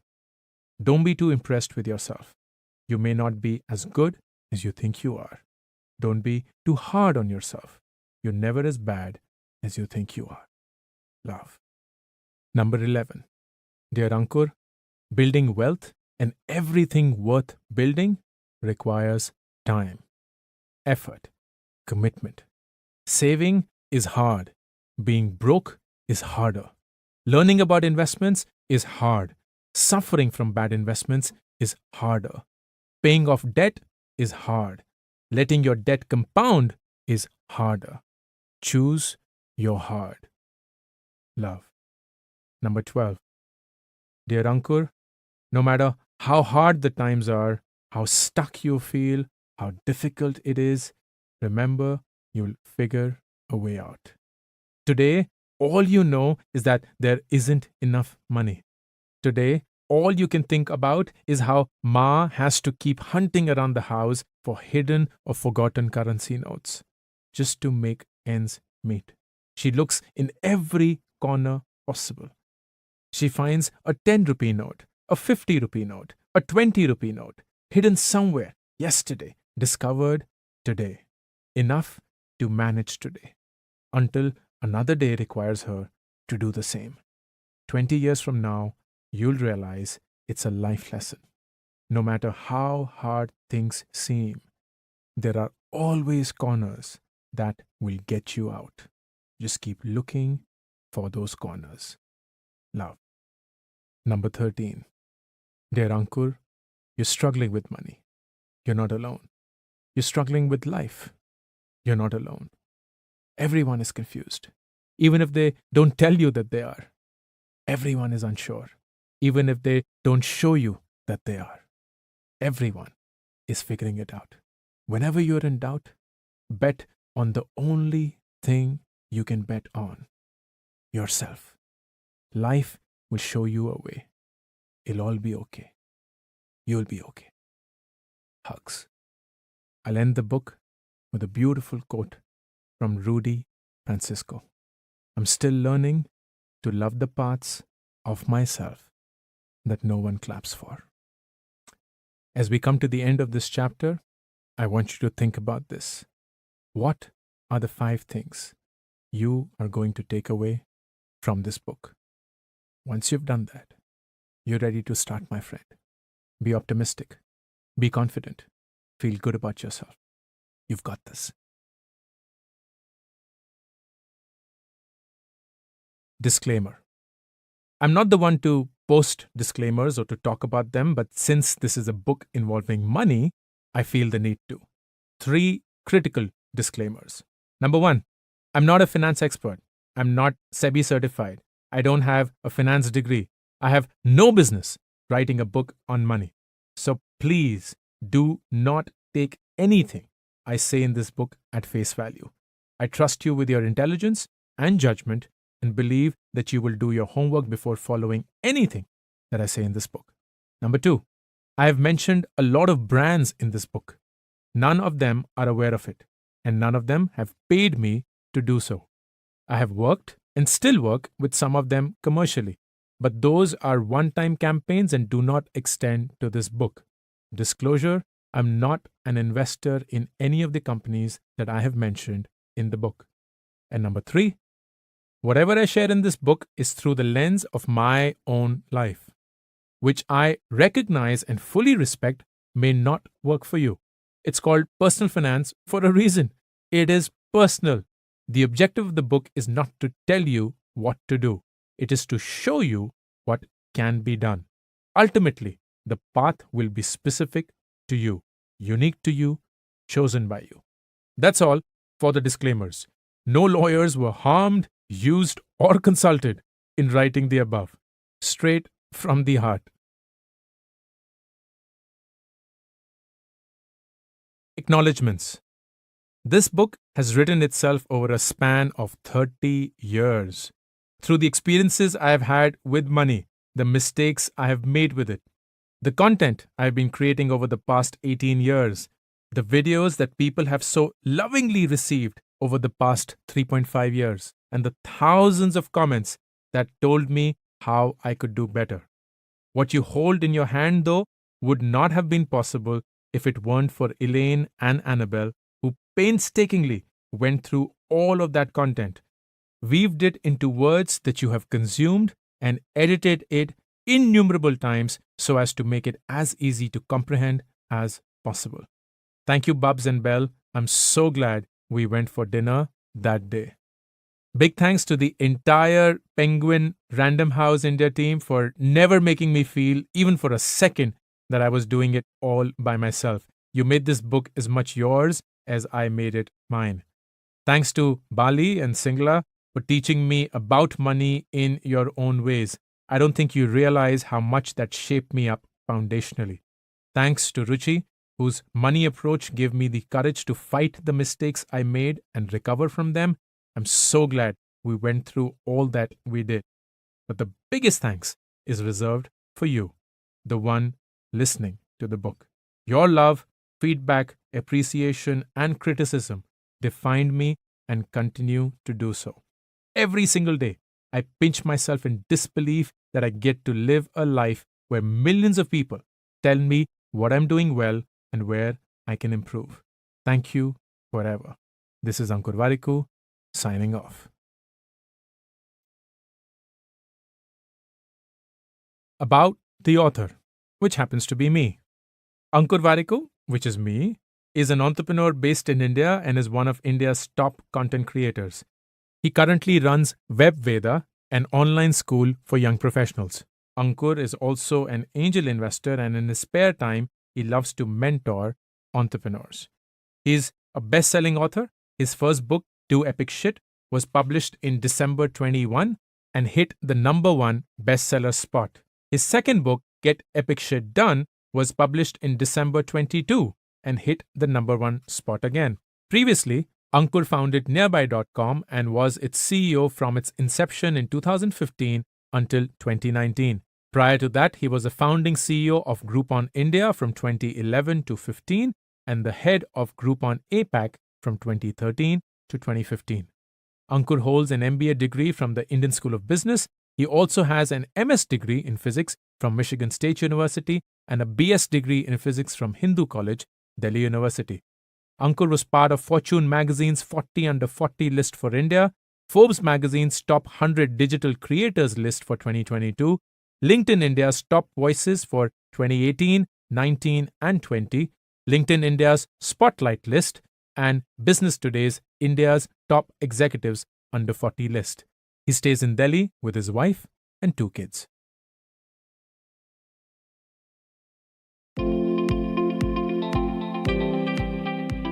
Thank you for listening to this production of Make Epic Money, written and read by Ankur Variku.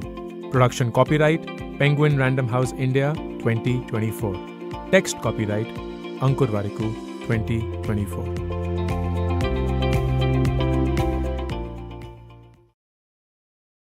Audible hopes you have enjoyed this program.